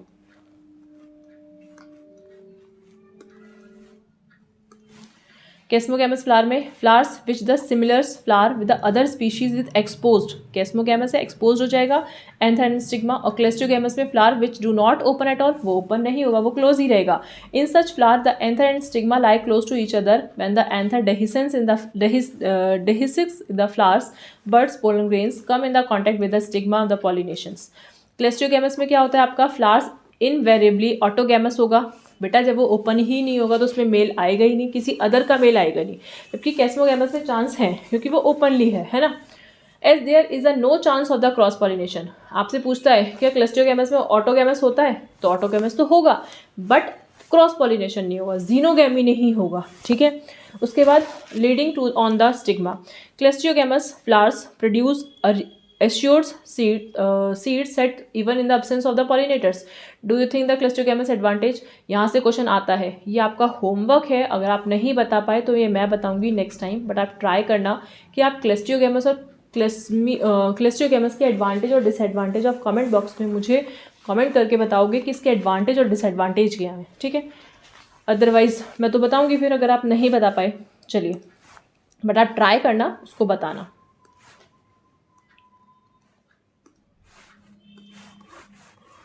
अब हम पढ़ते हैं इसमें जेटिनोगैमी और जीनोगैमी। जेटिनोगैमी हमारा क्या होता है, transfer of the pollen grains from anther to the stigma of the anther flower, same plant. आ गई ना बात, फ्लावर चेंज हो गया, फ्लावर अनदर हो गया, लेकिन प्लांट कैसा है, same. Geitonogamy is a functionally cross pollination ही कर रहा था, वो पॉलिनेटिक एजेंट था, genetically is a similar. Autogamy since the flower coming from the same plant, ये पता है आपने। जीनोगैमी क्या होगा, transfer of the pollen grains from anther to the stigma of the different plant. बेटा यहाँ फ्लावर भी चेंज हो गया, यहाँ पे प्लांट भी डिफरेंट हो गया। Is this type of the pollination is the during the pollination bring genetically different. यहाँ जेनेटिकली सिमिलर होंगे जेटिनोगैमी में, लेकिन जीनोगैमी में जेनेटिकली कैसे होंगे, डिफरेंट ही होंगे। ओके चलो अब हम इसमें पढ़ते हैं इसके एजेंट्स। क्या पॉलिनेशंस के लिए एजेंट की रिक्वायरमेंट होती है, बिल्कुल होगी भाई। उसको कौन पहुँचाएगा, बाय एयर के थ्रू जा रहा है, बाय विंड, बाय वाटर जा रहा है, बाय इंसेक्ट जा रहा है, कैसे जा रहा है। प्लांट्स यूज टू बायोटिक और एबायोटिक, प्लांट जो होते हैं वो दो उसमें यूज़ करते हैं, ठीक है। Plants use two abiotic, abiotic way में दो होंगे, विंड होगी और वाटर, और वन बायोटिक एनिमल्स के थ्रू होगा। Agents to achieve pollination, majority of the plants biotic. आपसे पूछ लेता है कि जो प्लांट का जो पॉलिनेशन होता है वो मेजोरिटी कैसा होता है, बायोटिक होगा या एबायोटिक, आप बताओगे biotic. For pollination only a small, important, ठीक है, only a small proportion of the plant use the abiotic. कुछ ही आपके ऐसे होते हैं जो एबायोटिक के थ्रू करते हैं। Pollen grains coming in the contact with the stigma is the chance factor is both wind and water. Pollination compensates for this uncertainties and the associated loss for the pollen grains। में भी कुछ conditions ऐसे हो जाते हैं जिसमें आपका pollen grains का भी लॉस हो जाता है। The flower produce enormous amounts of the pollens. अब फ्लावर तो बहुत सारे पोलन करता है, क्या सारे ही पोलन जाके फीमेल पे स्टक हो जाते हैं, वही सारे पूरे उतनी new generations of the plants body form हो जाएगी, नहीं, इतनी नहीं होती। कुछ उसमें से डैमेज भी हो जाते हैं, कुछ प्रॉपर टाइम तक नहीं पहुंच पाते, कुछ पहले ही वहीं पे उसके जाने से पहले ही डैमेज हो जाते हैं, कुछ इंसर्ट हो जाते हैं किसी का, कुछ अलग, कोई मैचुरेशन ही नहीं हो पाती उसमें टाइम में, ठीक है। When compare to the number of the ovules available for the pollination, ये आपका पॉलिनेशंस पे भी अवेलेबल होगा। यहाँ से देखिए, यहाँ से आपने पढ़ना है कि pollinations by wind more common amongst abiotic. Abiotic में सबसे मोर कॉमन कौन सा होता है आपका, विंड पॉलिनेशन। यहाँ से बेटा 1 मार्क्स का क्वेश्चन आता है, थोड़ा ध्यान से देखना इसमें आप, कि wind pollination also require that the pollen grains are light. आपसे पूछता है कि अगर विंड पॉलिनेशन होगा तो पोलन ग्रेन के क्या क्या कैरेक्टरिस्टिक होंगे। सबसे पहली बात तो पोलन ग्रेन्स लाइट होना चाहिए, अगर भारी होगा तो वो उड़ कैसे पाएगा, तो लाइट होना चाहिए। नॉन स्टिकी होना चाहिए, अगर किसी भी चीज़ सब्सटेंस जाके चिपक गया तो वो फीमेल के पास कैसे पहुंचेगा, तो नॉन स्टिकी होना चाहिए। So that they can transport it in the wind current. अब तुम्हारे दिमाग में आ रहा होगा अगर नॉन स्टिकी है तो फीमेल से जाके स्टक कैसे होगा, वो हो जाएगा, फिर टेंशन तुम ना लो। क्यों, क्योंकि उसमें मेल के पास एक अलग केमिकल है, फीमेल के पास एक अलग केमिकल है, तो एक दूसरे को अट्रैक्ट कर ही लेते हैं, और द सेम स्पीशीज़ का, डिफरेंट स्पीशीज़ का नहीं करेगा। They often possess well exposed stamen so that the pollens are easily dispersed into the wind current में easily disperse हो जाते हैं। and large number of only feathery stigma, important है, कैसे होने चाहिए, feathery होने चाहिए stigma to easily trap airborne pollen grains। wind pollinated flowers often they have the single ovule, इसके पास कैसी होती है, सिंगल ओव्यूल होती है। each ovary numerous flowers pegged into the an inflorescence। familiar example is the corn cob tassels। you see nothing but the stigma and the style which wave in the winds wrap the pollen grains। wind pollination is a quite common in the grass। ये important है, यहाँ से पूछता है, ये आप ध्यान रखना कि विंड पॉलिनेशन सबसे ज़्यादा किस में होता है, आपने यही पॉइंट याद रखना है, ग्रास में होता है, उसके कुछ कुछ कैरेक्टरिस्टिक आपने याद रखने हैं, ठीक है, कि किस में होगा। देन लास्ट टॉपिक्स में आता है इसमें हमारा अब pollination by water. Pollination by water किस में होता है, या वाटर की कैरेक्टरिस्टिक क्या है। Quite rare in the flowering plants is limited about the 30 genera. 30 genera हैं, मोस्टली मोनोकॉटिडॉन्स में होता है। As against this you would recall in the water is a regular mode of transport for the male gametes among the lower plants group in the such algae, bryophyte, pteridophyte। in some it is believed that particularly for the some bryophytes, pteridophytes and the distribution is limited because of the needs for the water। इन सबको water की ही need चाहिए, water इनका mediator है, जब तक वो उसको transport नहीं करेगा वो इजीली से ट्रांसफर नहीं हो पाएंगे। The male gametes in the fertilization, सब example of the water pollinated के वेलिसिनेरिया, जैसे आपने उसमें ग्रासेस पढ़ा था, इसमें से आपने वेलिसिनेरिया पढ़ना है, इसमें आपने हाइड्रिला पढ़ना है। Which grow in the fresh water and the several marine sea grasses. अब कुछ फ्रेश वाटर में भी होती हैं, कुछ मेराइन ग्रासेस में भी होती हैं। जोस्ट्रा आपसे पूछ लेगा कि कौन सा पॉलिनेशन है जो मेराइन ग्रासेस के लिए रिस्पॉन्सिबल होता है, मतलब मेराइन के लिए होता है पॉलिनेशन, तो आपने बताना है ज़ोस्ट्रा। अब पूछेगा कौन सा ऐसा मतलब पॉलिनेशन वाटर के थ्रू हो रहा है बट वो फ्रेश वाटर के थ्रू हो रहा है, तो कौन से प्लांट्स हैं, वेलिस्नेरिया और hydrilla. All aquatic plants use a water pollination in majority of the aquatic plants. Such water hycneth, अब आपके यहाँ पे कुछ aquatic plants आ गए, water hycneth आ गया, water lily आ गया। The flower emerge above the level of the water, यहाँ पे बच्चे ये above the water level है, are pollinated by the insects और wind। ये insects जो water के level से थोड़ा सा above होते हैं, यहाँ पे बेटा ये तो इमर्ज होते हैं, ये तो वाटर के लेवल में इमर्ज होंगे और कुछ वाटर के लेवल से अबव होंगे, तो उनका पॉलिनेशन कैसे होगा, इंसेक्ट और विंड के through. Most of the lands in Vallisneria the female flower reach the surface of the water, वो वाटर के सर्फेस तक पहुँचते हैं। लॉन्ग स्टॉक होता है।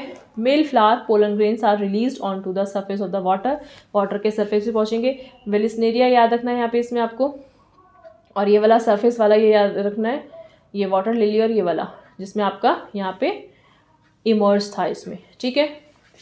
They are carried passively by the water current, ये वाटर करंट को पैसिवली यहाँ पे ट्रांसफर कर देंगे। आगे क्या देखते हैं,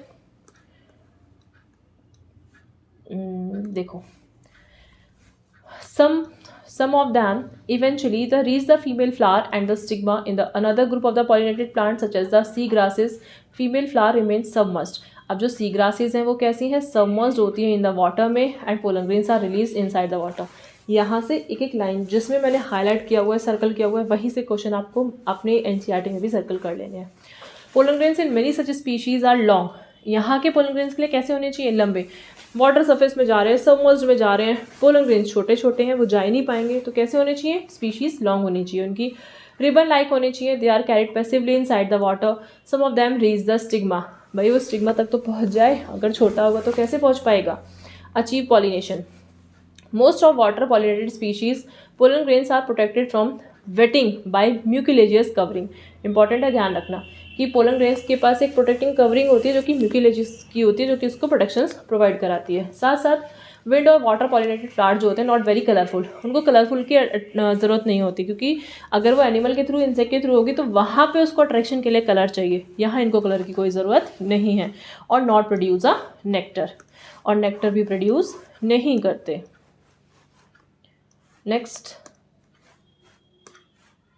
यहाँ पे इसमें आपकी पिक्चर दी हुई है, इसमें कुछ आपके अलग अलग टाइप के बताएंगे, जैसे इसमें आपका वेलिस्नेरिया दिया हुआ है, ठीक। Majority of the flowering plants use range of animals pollinating agents. अब आपकी बीज हैं, बटरफ्लाइज हैं, flies, beetle, wasp, ant, moth, birds, बहुत सारे एग्जाम्पल इसमें एनसीईआरटी में जो कि बाय एनिमल्स के थ्रू पॉलिनेशन कॉज्ड होता है। And common pollinating agents among the animal insects particularly bees, dominant biotic आपको ध्यान रखना है, डोमिनेंट बायोटिक कौन है, आपके इंसेक्ट्स हैं और आपकी बीज हैं, यहाँ से इंपॉर्टेंट लिखो इसको, ठीक है।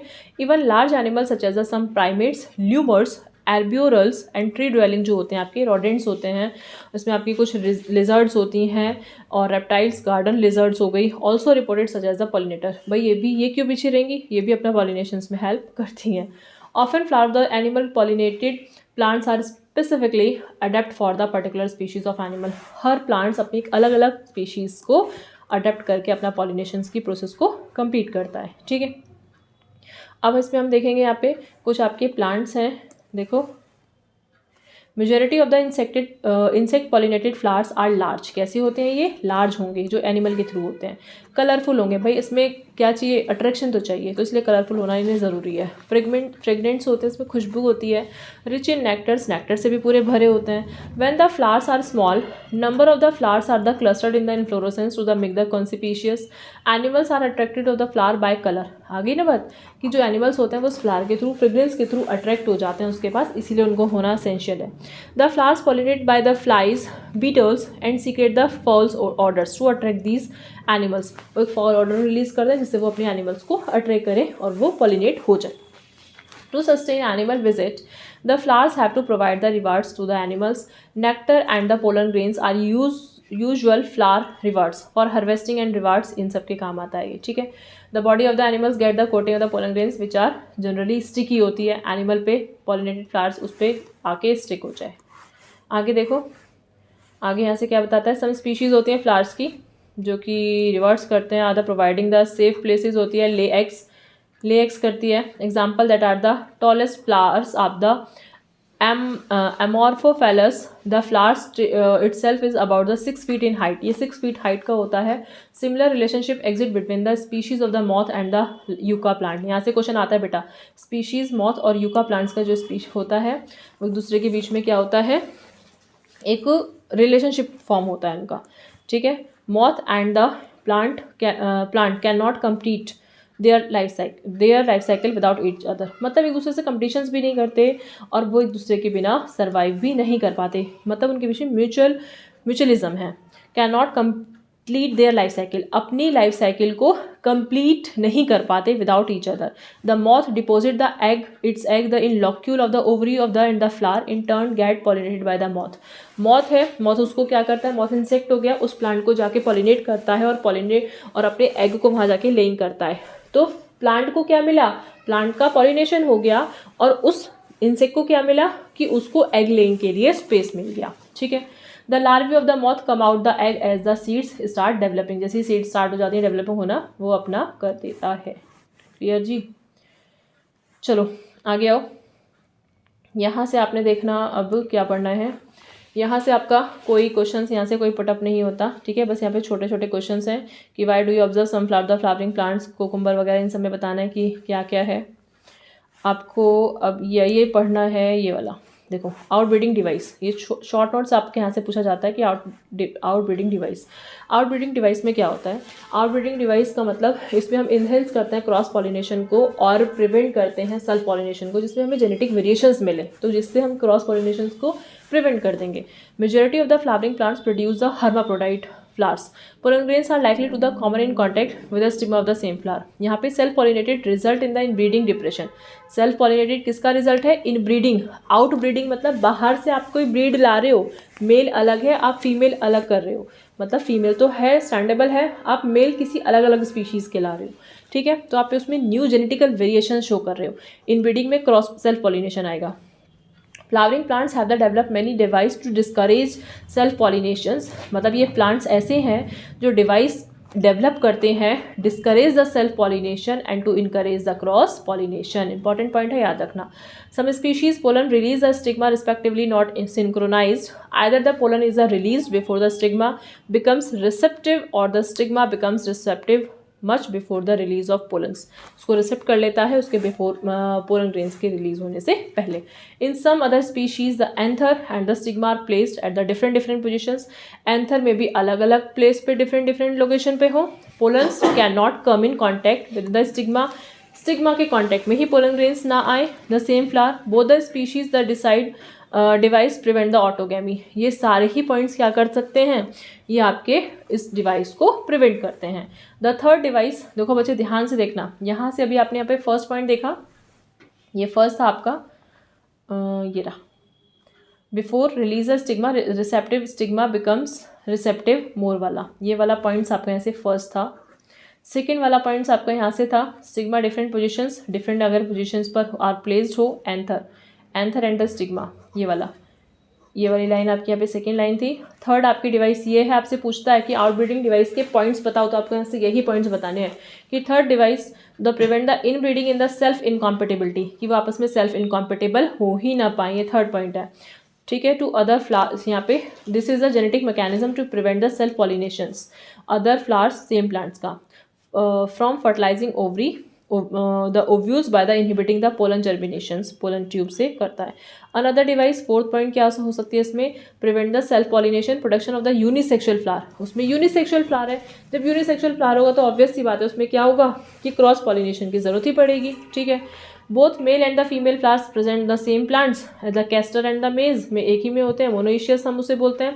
प्रिवेंट द ऑटोगैमी, अगर आप कैस्टर और मेज की बात करते हो तो वो मोनोइशियस है, एक में ही आपके सेम प्लांट्स में ही है, ऑटोगैमी को वहाँ पे प्रिवेंट करना पड़ेगा, बट नॉट अ जेटिनोगैमी। जेटिनोगैमी तो वहाँ पे हो सकती है। Several species such as the papaya, male and female flower of the present the different flower, male का पपाया अपना अलग है और फीमेल में पपाया अपना अलग अलग प्लांट्स पर है, that is the each plant is either male और फीमेल डायशीज। आप उसको डाइशियस बोलते हैं। This condition prevent the autogamy and geitonogamy. अब पपाया का तो क्या करेगा, आपका यहाँ पे डाइशियस है तो ये आपका प्रिवेंट करेगा ऑटो को भी और जेटिनो को भी, लेकिन उसमें जो आपने अभी कैस्टर पढ़ा था, मेज पढ़ा था, उसमें सिर्फ वो ऑटोगैमी को प्रिवेंट करेगा, नॉट अ जेटिनोगैमी। अभी हम पढ़ कर आए थे कि ऑटोगैमी में क्या था, आपका फ्लावर अलग होगा, मतलब फ्लावर तो सेम है मेल फीमेल में, लेकिन प्लांट आपका सेम है। ठीक है, चलो आगे देखते हैं। अब आता है छोटा सा, ये भी शॉर्ट नोट है, पोलन पिस्टल इंटरेक्शन पे पूछा जाता है। ये देखो, the pollen does not guaranteed the transfer of the right type of the pollen, कि भाई पिस्टल हैव टू कैपेबल, यहाँ पे पिस्टल के पास बहुत अच्छी कैपेबिलिटी है to recognise the pollen is a right type और रॉन्ग टाइप, कि पोलन को पहचान सके कि पोलन उसकी स्पीशीज़ का है भी या नहीं है। अगर नहीं होगा तो वो उसको क्या करेगी, रिजेक्ट कर देगी कि भाई तू साइड हो जा, तू मेरी स्पीशीज़ का नहीं है, मैं तेरे को अपने अंदर इंसर्ट नहीं कराऊंगी। ठीक, pollen pollination does not guarantee the transfer of the right type, कि भाई पॉलिनेशन की गारंटी थोड़ी है कि वो सेम ही स्पीशीज़ का ट्रांसफर करे। एयर आ रही है, विंड आ रही है, वाटर आ रहा है, कुछ भी आ रहा है, एनिमल आ रहा है, किसी की भी स्पीशीज़ का लाके स्टक करे। अब पिस्टल के पास तो कैपेबिलिटी है। आपने क्या पढ़ना है, pollen of the wrong type यहाँ पे बताना है, क्योंकि कॉम्पिटेबल करते हैं pollen of the same species का as a stigma. Pollens of the wrong type either from the other species और from the same plants.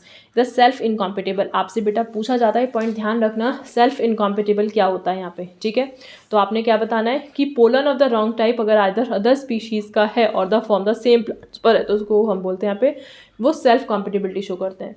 Also land on the stigma. The pistil has the ability to recognise the pollen, ये भी वही sentence जो भी मैंने बोला, pistol के पास ability है टू रिकॉग्नाइज कर लेती है पोलन्स के कि it is a right type, तो वो कॉम्पिटेबल करेगी। अगर रॉन्ग टाइप का होगा तो वो इनकॉम्पिटेबल कर देगी, उसको हटा देगी, लेगी ही नहीं अपने अंदर, इंसर्ट नहीं करेगी। If it is the right type the pistil accept the pollen, अगर राइट टाइप का है तो एक्सेप्ट कर लेगी, प्रमोट करेगी पोस्ट पॉलिनेशन को, अदरवाइज उसको रिजेक्ट कर देगी। ठीक है, इसमें बेटा ये वाली पिक्चर एनसीईआरटी की है, यहाँ से आपका ये वाली पिक्चर देकर आपसे क्वेश्चन पूछा जाता है। ये पोलन पिस्टल आपका इंट्रैक्शन बताता है। ये पोलन ट्यूब आती है, ये एंटीपोडल सेल्स हैं, ये आपकी पोलर न्यूक्लियाई है, ये pollen tube, antipodal, polar nuclei, egg cell, synergids, ये सब आप यहाँ से पढ़कर आए हो। ठीक है, चलो ये देखो अब यहाँ से लीड्स टू द फर्टिलाइजेशंस, आगे जाके फिर फर्टिलाइजेशंस लीड हो जाता है। The pollen is the wrong type, the pistil reject pollen by the preventing the pollen germination of the stigma. Pollen tube is the growth is the style, ability of the pistil to recognise the pollen followed by the acceptance हो जाएगी या rejection हो जाएगा। Continuous dialogue between the pollen grains of the pistil. इतनी कहानी है, इसका short note ही पूछा जाता है आपका 2 मार्क्स के लिए। ठीक है, नेक्स्ट इसमें क्या पढ़ना है आपको, नेक्स्ट यहाँ पे इसमें कुछ ज़्यादा कुछ इंपॉर्टेंट क्वेश्चंस नहीं बनते यहाँ से। ये देखो आप आर्टिफिशियल हाइब्रिडाइजेशंस, यहाँ से ये देखो, यहाँ से ये क्वेश्चन आता है आपका। अभी हमारा मेन टारगेट है जहाँ जहाँ से हमारे क्वेश्चंस आते हैं उसको हम फिनिश करते हैं। आर्टिफिशियल हाइब्रिडाइजेशंस में हमारा क्या आता है कि one of the major approaches of the crop improvement programme such crossing experiments it is important to make sure that only the desired pollen grains. Artificial, आप आर्टिफिशियल आप कोई चीज़ कैसे बनाते हो, अपने अकॉर्डिंग बनाते हो ना, जो आपकी डिज़ायर है, तो वही सेम कह रहा है। Only desired the pollen grains are use for pollinations, the stigma is protected from the contamination. Unwanted pollens, आप स्टिग्मा को, आप फीमेल वाले पार्ट को आप बचा रहे हो, उसको कंटेमिनेट होने से बचा रहे हो, उसको कोई भी स्पीशीज उस पर नहीं आने दे रहे हो। This is achieve by the emasculation, ये इमेस्कुलेशन और बैगिंग से होता है, आपने अपने प्रैक्टिकल में भी किया हुआ है। आपसे शॉर्ट नोट पूछा जाता है इमेस्कुलेशन और बैगिंग पर, आपने क्या बताना है, if the female parent be are bisexual, अगर बाईसेक्शुअल है, मेल फीमेल एक में ही है, तो आपने रिमूवल ऑफ द एंथर करा फ्रॉम द फ्लावर से bud before the anther dehiscence using a pair the forceps, with the help of forceps आप उसे रिमूव कर दोगे। ठीक है, and this step is refers to as the emasculation, मतलब removal of the male your anther part. ठीक है, the bisexual अगर हमारा फ्लावर है then this process is known as the emasculation. Now emasculated flower have to be covered with a bag or the suitable size. अब आपको उसको bag में rap कर देना है विद द बटर पेपर से, आपको रैप करोगे, क्यों, मे बी कंटामिनेट तो हो सकता है ना, तो आपने वहाँ पे क्या करना है, उसको बचा के रखना है। Generally made up of the butter paper to prevent the contaminations of the stigma and unwanted pollen, this is called the bagging. When the stigma of the bag flower attain the receptive receptivity, mature pollen grains collected from the anther to the male parents and dusted on the stigma, follows are rebagged. उसको दोबारा से रिबैग कर दो जब आपका species का आपको flower मिल जाए कि भाई हमें यहाँ पे लाके इसको स्टिक करना है, तो आप वहाँ से उसको रिलीज़ कर दो। ठीक है, ये सारी आपकी उसकी प्रोसेस है। रिबैगिंग हो जाएगी आपकी वहाँ पे and fruit allow the develop, उसको डेवलप हो जाएगा। The female parents produce a unisexual, there is a no need for the emasculation. अगर आपसे ऑप्शन दे सकता है कि आपको मैस्कुलेशन के लिए यूनिसेक्सुअल चाहिए बाइसेक्सुअल चाहिए, तो आप खुद सोचो बाइसेक्सुअल चाहिए, यूनिसेक्सुअल तो चाहिए ही नहीं, तो हमारा मेल फीमेल अलग अलग है। Female flower buds are the bagged before the, लेकिन आपको मेल को फीमेल को आपको बैक करना होगा।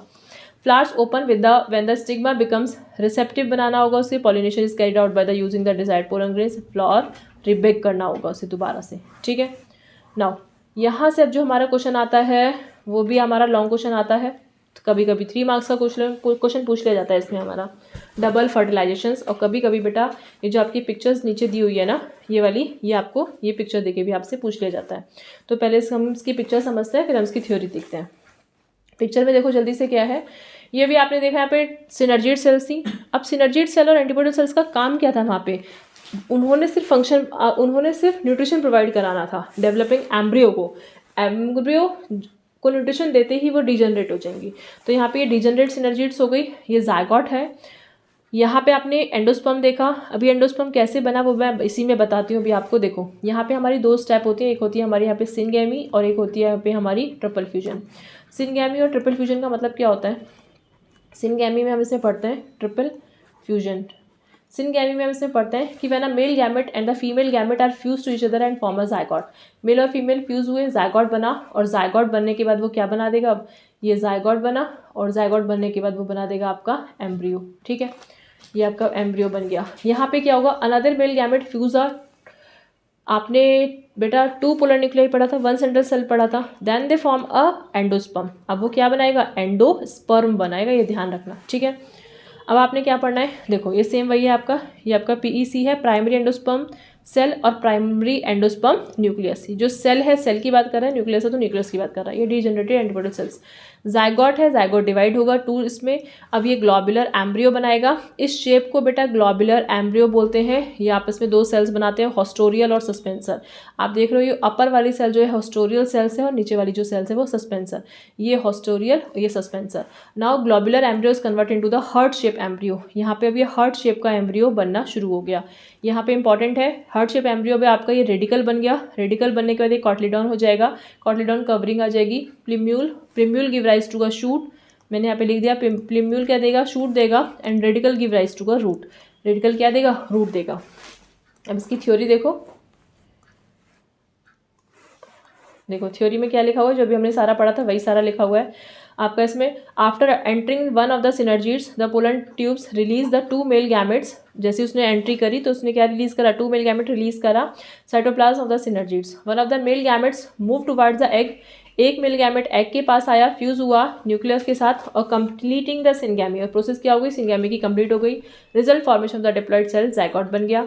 After another male gamete move towards the polar nuclei. अब अनदर मेल गैमेट किसके पास जाएगा, पोलर न्यूक्लियाई के पास जाएगा एंड सेल के साथ फ्यूज होगा और प्रोड्यूस करेगा ट्रिप्लॉइड।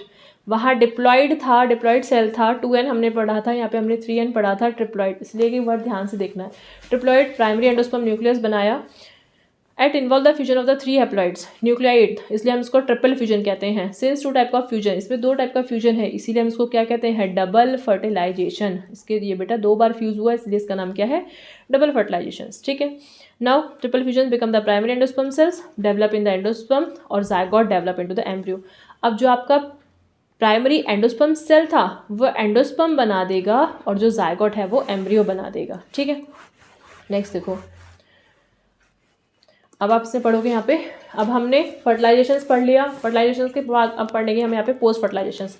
पोस्ट फर्टिलाइजेशंस में क्या होता है, following develop fertilizations even the endosperm and embryo develop mature. अभी मैच्योर होंगे।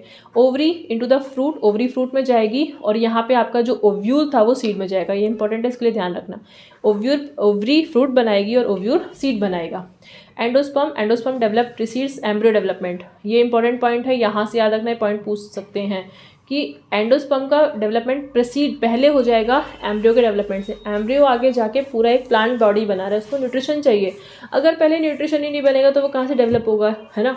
तो इसलिए पहले उसका फॉर्मेशन होगा। ये primary endosperm cell divide the repeatedly to form the triploid, वो रिपीटेडली डिवाइड होते रहते हैं और ट्रिप्लॉइड कंडीशंस में बनते रहते हैं। अब endosperm tissues, the cell of this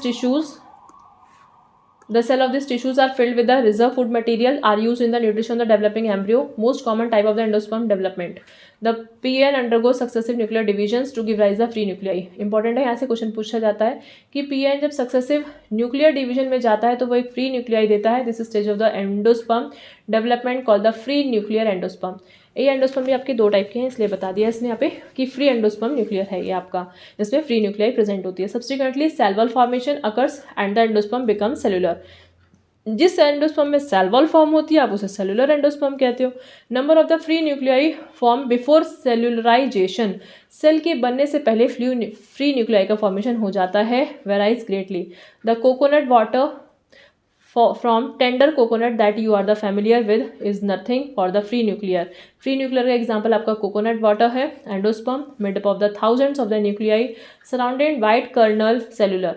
आपका जो वाइट कर्नल वाला पार्ट है वो आपका सेलुलर एंडोस्पर्म का पार्ट है, और जो आपका यहाँ पे कोकोनट वाटर है वो आपका फ्री न्यूक्लियर एंडोस्पर्म का पार्ट है। एग्जाम्पल पूछ लेगा या ऐसे भी पूछ लेगा आपसे कि इसमें एंडोस्पर्म के टाइप्स बताओ, तो आपने दो बता दिए, सेलुलर बता दिया और फ्री न्यूक्लियाई बता दिया उसमें कि फ्री न्यूक्लियाई इसमें नंबर से प्रेजेंट होती है, उसमें सेल वॉल का फॉर्मेशन होता है। आपने एग्जाम्पल दे दिया, ठीक है। चलो आगे आओ, आगे इसमें अभी हम यहाँ पे ये वाली पिक्चर भी देख लेते हैं। हाँ जी, यहाँ पे देखो पहले ये कि एंडोस्पर्म में either be are completely consume by the developing embryo और may be completely not be consume. यहाँ पे दो क्वेश्चन भी पुटअप हो सकते हैं। इसमें आपका एंडोस्पर्मिक आता है कि नॉन एंडोस्पर्मिक। तो एंडोस्पर्मिक में आइदर भी कम्प्लीटली, जिसमें अगर कम्प्लीटली कंज्यूम हो जाता है, जैसे पी में, ग्राउंड में, बीन्स में। बेटा इंपॉर्टेंट है, यहाँ से आता है क्वेश्चन, ध्यान रखना। Same as free nuclei, cellular nuclei, यहाँ से क्वेश्चन पुटअप होता है। बिफोर सीड्स मैचुरेशंस और it may persist in the mature seeds. Castor जिसमें परसिस्ट होता है एंडोस्पर्म, मैच्योर सीड में भी मैचुरेशन प्रेजेंट है, वहाँ पे भी एंडोस्पर्म, तो उसमें कैस्टर और कोकोनट आता है। Be used up during the germination, split open into the some castor, peas, beans, groundnut, fruit of coconut, endosperm in each case. ठीक है, यहाँ पे आप ये पिक्चर देखो, ये पिक्चर आपकी डाइकॉट की पिक्चर दी हुई है। ये पिक्चर इंपॉर्टेंट है, बोर्ड में आई हुई है। और नीचे वाली पिक्चर अभी हम मोनोकॉट से पढ़ेंगे। यहाँ पे आपसे लेबलिंग पूछी गई है बेटा। अपर ये वाला पोर्शन, फर्स्ट वाला पोर्शन, ये जो है आपका प्लिम्यूल, अभी हमने पढ़ा plumule give rise to a shoot. उसके बाद ये 1 और 2 ये कॉटिडॉन दिया हुआ है, ये आपका हाइपोकोटाइल है। इसमें हम आपका एपिकोटाइल और हाइपोकोटाइल पढ़ते हैं। एपिकोटाइल आपकी आउटर मेम्ब्रेन होती है और हाइपोकोटाइल आपकी क्या होती है, सेकेंड मेम्ब्रेन। हम एनसीईआरटी इसलिए पढ़ रहे हैं, आई नो थोड़ा स्पीड में हो रहा है, थोड़ा जल्दी हो रहा है, बट फिर भी थोड़ा ट्राई करो समझने के लिए, क्योंकि एक लाइन टू लाइन हमारे लिए इंपॉर्टेंट है। जहाँ से भी कैसे भी क्वेश्चन पुटअप हो जाएगा। और पिक्चर आपको नहीं छोड़नी, कोई भी पिक्चर। हाइपोकोटाइल का फंक्शन पूछ लेता है। हाइपोकोटाइल सेकेंड मेम्ब्रेन होती है। एपी का मैंने कैसे बताया आउटर है, क्योंकि अभी हम पढ़ कर आए थे, एपी आउटर मेम्ब्रेन है। ठीक है। Radicle, again radicle give rise to a root, और रूट कैप तो उसको प्रोटेक्शन प्रोवाइड करा ही रही है। ये देखो, ये वाली पिक्चर नीचे दी हुई है आपकी, यहाँ से ये आपकी सेकंड है, जिसमें आपकी मोनोकॉट है, ये आपकी ग्रास की है। ठीक है। स्क्यूटिलम, इसमें ये बहुत इंपॉर्टेंट है, आपको ध्यान रखना है। ये क्या है, आपका स्क्यूटिलम है। ये कॉलेप्टाइल है, ये अपर की है, शूट एपिक जिसे हम बोलते हैं। ये आपकी इपीब्लास्ट है। मोनोकॉट में इपीब्लास्ट हाइपोब्लास्ट है, उसमें इपीकोटाइल हाइपोकोटाइल है, इस बात का ध्यान रखना है। यहाँ पे रेडिकल है, कॉलियोराइजा, ये भी ध्यान रखना है। वहाँ पे coleoptile, coleorhiza, again coleoptile give rise to a shoot, coleorhiza give rise to a root. ठीक है। यहाँ पे आपने देख लिया कि एंडोस्पर्म आपका क्या क्या देखा। देखो, एंडोस्पर्म में आइदर भी कंप्लीटली कंज्यूम हो जाएगा, तो पी ग्राउंड बीन्स में आपने पढ़ लिया, ये 2 पॉइंट ध्यान रखना है। और मैचुरेशन भी परसिस्ट अगर मैच्योर सीड में रहेगा तो वो कैस्टर और कोकोनट में रहेगा। जहाँ से मैंने हाईलाइट करा है सिर्फ आपको वही एक पॉइंट, ये कंप्लीटली कंज्यूम और में परसिस्ट वाला कैस्टर कोकोनट। ठीक है। Then embryo develop at the micropyle end of the micro embryo sac where the zygote is situated. जहाँ पे जायगॉट सिचुएटेड है वहीं पे से डेवलप होना शुरू होता है ये। Most zygote divide only after the certain amount of endosperm is formed. This is adaptations of the provide the assured nutrition the developing embryo. इसको nutrition दे रहा है कौन, एंडोस्पर्म nutrition दे रहा है। So the seed differ greatly the early stage of embryo development, embryogeny, the similar in the both monocotyledons and the dicotyledons. आपसे pictures पूछ लेगा बस मोनोकॉट डाइकॉट्स की, ठीक है, जो भी आप पढ़ रहे थे।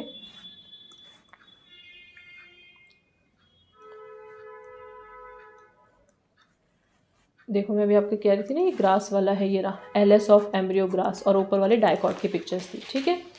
तो यहाँ पे इसमें आपने देखा कि अब the zygote give rise to a proembryo में जाएगा subsequently globular heart shape head mature. अभी जो आप पिक्चर पढ़कर आई थी उसकी थ्योरी है। टिपिकल डाइकॉटिलिडॉन एम्ब्रियो जो जाएगा consist of the embryonal axis पे जाएगा, 2 कॉटिलिडॉन्स होंगे। Portion of the embryonal axis above the level of the cotyledon. Epicotyl which terminate the plumule, आगे जाके टर्मिनेट किस में होगा, प्लिम्यूल में। कहीं सोचना मत कि रूट में लास्ट हो रहा है तो हम इसको रेडिकल लगा दें, नहीं, प्लिम्यूल में होगा, स्टेम टिप में होगा, ठीक है। The cylindrical portion below the level of the cotyledon is hypocotyl. Cylindrical portion होता है, क्या कहते हैं उसे, हाइपोकोटाइल। टर्मिनेट होता है lower end the radicle root tip में। इपिकोटाइल का टर्मिनेट प्लिम्यूल है और हाइपोकोटाइल का टर्मिनेट रेडिकल है। The root is covered by the root cap. Embryo monocot की बात करोगे तो possess the only 1 cotyledon. Grass family में cotyledon is called as scutellum. बहुत इंपॉर्टेंट पॉइंट है, ग्रास या मोनोकॉट में कभी भी हम कोटिलिडॉन नहीं बोलते, वहाँ पे हम स्क्यूटिलम बोलते हैं। That is situated towards the one side lateral side में of the embryonal axis. At the lower end embryonal axis has the, इसमें आ जाएगा आपका रेडिकल एंड रूट कैप, ठीक है, and enclose in the undifferentiated sheath is called coleorhiza. The portion of the embryonal axis above the level of the attachment of the scutellum is epicotyle. Epicotyle has a shoot apex. अभी पढ़ ली थी आपने, shoot की apex है, and the leaf primordia enclose in the hollow follicular structure is called coleoptile, ठीक है। अब next question बेटा जो आपका आता है, यहाँ से सीड को लेकर क्वेश्चन आता है, एल्ब्यूमिनस और नॉन एल्ब्यूमिनस। देखो एंजियोस्पर्म की बात करोगे कि सीड फाइनली प्रोडक्ट होता है सेक्सुअल प्रोडक्शंस का, सीड ही बनेगा भाई, ठीक है। उसके बाद अभी हमने देखा यहाँ पे seed typically consist of the seed coat होता है, उसमें एम्ब्रियो एक्सिस होती है, cotyledon of the embryo of the simple structure, generally thick होगा, स्वेलो होगा due to the storage of the food reserve होगा उसमें। मैच्योर सीड में बी अ नॉन एल्ब्यूमिनस। जो मैच्योर सीड होगी वो कैसी होगी, नॉन एल्ब्यूमिनस होगी या एक्स एल्ब्यूमिनस आप बोलोगे। नॉन एल्ब्यूमिनस का मतलब होता है नो रेसिडुअल एंडोस्पर्म, उसमें रेसिडुअल एंडोस्पर्म है ही नहीं, no residual. It is a completely consume, वो कम्प्लीटली कंज्यूम हो जाता है। एग्जाम्पल पियर ग्राउंडनट, अभी आप वहाँ पे भी पढ़कर आए थे। एल्ब्यूमिनस सीड जो होती है retain a part of endosperm, मतलब उसमें कम्प्लीटली कंज्यूम नहीं होता, उसमें एंडोस्पर्म का पार्ट बचा रह जाता है, ठीक है, कम्प्लीटली कंज्यूम नहीं होगा। वीट में, मेज में, बार्ले में, कैस्टर में, ये इसके एग्जाम्पल है, ये याद रखने हैं। Occasionally some plant such as the black pepper and beet and remnant nucellus. Most important 1 marks के लिए क्वेश्चन आता है कि पेरिस्पर्म क्या है, ठीक है। तो आपने बताना है black pepper and beet, remnant nucellus also persistent, the residual persistent nucellus, जो न्यूसिलस परसिस्टेंट रह जाता है हम उसको बोलते हैं पेरिस्पर्म। उसके बाद हमने पढ़ना है यहाँ पे इंटीग्यूमेंट जो होता है ऑफ द ओव्यूल का हार्ड होता है, भाई बाहर की आउटर कवरिंग होगी हार्ड ही होगी, ठीक है। उसके बाद प्रोटेक्टिव करेगी उसको सीड कोट को। Micropyle remain the small pores होंगे छोटे छोटे, फैसिलिटेट करेंगे उसको एंट्री ऑफ ऑक्सीजन चला जाए, उसमें वाटर चला जाए सीड ड्यूरिंग द जर्मिनेशन के टाइम पे, ठीक है। सीड जब मैच्योर हो जाती है तो कंटेंट रिड्यूस हो जाती है और seed become the relatively dry भी हो जाएगी। 10 to 15% मॉइस्चर बाय मास। उसके बाद जनरल मेटाबॉलिक एक्टिविटी भी उसकी थोड़ी सी स्लो डाउन हो जाती है क्योंकि अब वो अपने धीरे धीरे अपनी ओल्ड स्टेज पे पहुंचती जा रही है। द एम्ब्रियो में एंटर अ स्टेट इनएक्टिविटी, जैसे ही वो एम्ब्रियो इनएक्टिविटी स्टेज में अपने एंटर करता है उसको हम बोलते हैं डॉर्मेंसी। यहाँ से शॉर्ट नोट आपका या 1-2 मार्क्स का क्वेश्चन पूछा जाता है कि डिफाइन द डॉर्मेंसी। और in the if favourable condition are available adequate moisture oxygen suitable temperature they germinate, जैसे ही उसको सुटेबल कंडीशन मिल जाएगी वो फिर से जर्मिनेट कर जाएगी। Ovule mature into the seed, अभी आपने पढ़ा ओवरी फ्रूट बना रही है और ओव्यूल क्या दे रहा है, सीड बना रहा है। The ovary develop into the fruit, transformation of the ovule into the seed, ovary into the fruit proceeds simultaneously. यहाँ से फिर से इंपॉर्टेंट है पेरिकार्प लगाइए। पेरिस्पर्म आपने न्यूसिलस का परसिस्टेंट पार्ट पढ़ा था, पेरिकार्प आपने पढ़ने वाले हैं। The wall of the ovary develop wall of the fruit, क्या है पेरिकार्प, कार्प मतलब यहाँ पे फ्रूट की वॉल को कहते हैं। द फ्रूट में भी फ्लैशी हो सकती है एज इन अ गुआवा में, ऑरेंज में, मैंगो में, और मे बी अ ड्राई हो सकती है ग्राउंडनट में एंड मस्टर्ड में। ये आपको ध्यान रखना है कि जो इसकी मेम्ब्रेन है वो ड्राई किस में होगी और फ्लैशी किस में होगी। Many fruits have evolve the mechanism dispersal seeds, बहुत सारे डिस्पर्स कर जाते हैं, ठीक है। तो यहाँ से इस तरीके से क्वेश्चन आते हैं। एक क्वेश्चन बेटा यहाँ से हमारा ये वाला आता है कि फॉल्स फ्रूट्स और ट्रू फ्रूट्स आपसे पूछते हैं कि फॉल्स फ्रूट्स कौन सा होता है, ट्रू फ्रूट्स कौन सा होता है। इसमें हम देखते हैं हमारा फॉल्स फ्रूट्स और ट्रू फ्रूट्स के क्वेश्चंस पुट अप होते हैं। कैसे कि डिफरेंस पूछा जाता है, what is the difference between false fruits and true fruits. तो आपने क्या बताना है कि यहाँ पे इसमें आप देखो कि फ्यू स्पीशीज होता है such as the apple, strawberry, cashew, thalamus also contribute the fruit formation, such fruits are called the false fruits. यहाँ पे इन फ्रूट्स को हम क्या कहते हैं, फॉल्स कहते हैं, जिनसे थैलमस से इनका फॉर्मेशन होता है। जबकि मोस्ट प्रोबेबली जो आपके फ्रूट्स जो फॉर्मेशन होता है डेवलप ओनली द ओवरी, कुछ फ्रूट्स केवल ओवरी से फॉर्म हो रहे हैं, तो उनको क्या कहते हैं आप, ट्रू फ्रूट। जैसे एग्जांपल्स में आ जाएगा यहाँ पे आपका fruits are the result in the fertilisations, ये आपके फर्टिलाइजेशंस के लिए रिस्पॉन्सिबल है। There are the few species, कुछ स्पीशीज़ बताइए। देखो ये पिक्चर है इसमें आपकी, बेटा ये पिक्चर्स भी इंपॉर्टेंट है। ये वाली पिक्चर्स आपको दे दी जाती है कई बार बोर्ड में। ये वाली पिक्चर्स ये आपकी मोनोकॉट की है, पेरिकार्प दिया हुआ है, इसे फ्रूट की है, एंडोस्पर्म। मैंने इसको कैसे पहचाना कि ये मोनोकॉट है, क्योंकि मैंने सिर्फ यहाँ पे क्या देखा, स्क्यूटिलम देखा, कॉलिप्टाइल देखा, कॉलियोराइजा, बाकी सारा तो सेम है। मैंने यहाँ पे इसको इससे ही पहचाना, ठीक है। उसके बाद यहाँ से ये पुटअप होता है आपका कि देखो ये वाली पिक्चर आपकी क्या है, स्ट्रॉबेरी दी हुई है और एक साइड में आपका एप्पल दिया हुआ है, ठीक है। तो स्ट्रक्चर ऑफ द ये तो दिया हुआ है, फॉल्स फ्रूट्स आपका एप्पल और स्ट्रॉबेरी है, ये आपने ध्यान रखना है, ठीक है। देन आपने नेक्स्ट क्या पढ़ा यहाँ पे कि in which fruits the develop without fertilisations. Important है, ध्यान रखना कि जो विदाउट फर्टिलाइजेशन जो फॉर्मेशंस होता है फ्रूट का, वो हम बोलते हैं पार्थेनोकार्पिक फ्रूट। जैसे बनाना इसका एग्जांपल है जो पार्थेनोकार्पिक फ्रूट्स का फॉर्मेशन करता है। Parthenocarpic can be includes induces through the applications growth hormones such as the fruits, seedless fruits होते हैं आपके ये। several advantage और angiosperms, firstly reproductive process, pollinations and fertilizations are independent of water।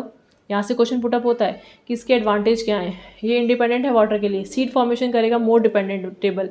Also seeds have the better adaptive strategies होंगी कि वो disperse कर जाएंगी, डिस्पर्जेंस हो जाएगा for the dispersals to the new habitat and also help the species, help करेंगी species की and to colonise in the other areas, ठीक है।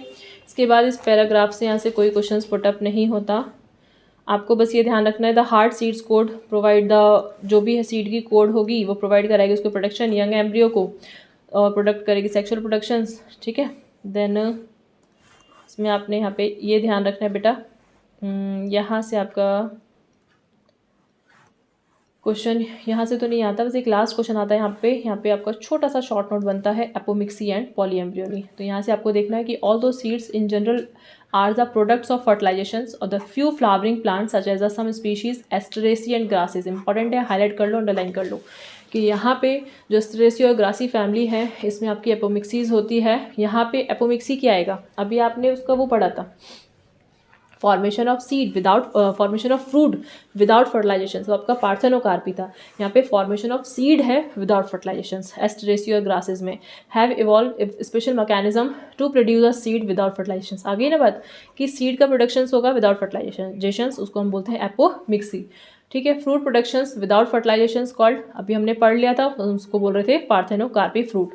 Apomixis is a from the asexual productions, asexual productions की तरह ही होता है but the mimic sexual production, लेकिन कॉपी तो सेक्सुअल प्रोडक्शंस की तरह करता है क्योंकि क्या प्रोड्यूस कर रहा है, seed. They are the several ways of development apomictic seeds, some species the diploid egg cells is a form without reduction division. Diploid egg cells जो होते हैं वो विदाउट रिडक्शन डिविजन्स के फॉर्म हो जाते हैं, डेवलप कर देते हैं new embryo without fertilisations. Example citrus and mango, ठीक है। एंड आपको फिर आपने देखना है पॉलीएम्ब्रियोनी। पॉलीएम्ब्रियोनी क्या होता है, पॉली मतलब मोर देन वन एम्ब्रियो का फॉर्मेशन हो जाता है। ये रहा इसमें आपका यहाँ पे कि some of the nuclear cells the surroundings the embryo sac start dividing, protrude into the embryo sac and develop into the embryos. Such species each ovules contain the many embryo. एक ओव्यूल बहुत ज़्यादा contain करता है many embryo. Occurrence of the more than one embryo in seeds, seed में एक से ज़्यादा embryo हो जाती हैं, refers to as a polyembryony. उसी को हम क्या बोलते हैं, polyembryony बोलते हैं, ठीक है। यहाँ पे बता रखा है एग्जाम्पल, ये आपका सिट्रस में होता है, ये भी आपका मैंगो वगैरह इसमें होगा एग्जाम्पल इसका, ठीक है। तो यहाँ से इसमें आपका ये टॉपिक आपका पूरा फिनिश हुआ। बाकी इसमें आपके कुछ क्वेश्चंस हैं। अब हम एनसीईआरटी के क्वेश्चंस नहीं करके हम यहाँ पे आपके जो PYQs होंगे ना उनको मैं आपको कराऊंगी नेक्स्ट लेक्चर में। सेम एज पहले अभी हम एक काम करेंगे, वन शॉट सारे करते हैं, देन फिर हम स्टेप बाय स्टेप हम पूरे सारे समराइज कर लेंगे, सारे क्वेश्चंस को कर लेंगे। ठीक है, तो मिलते हैं नेक्स्ट लेक्चर में। Thank you, have a nice day.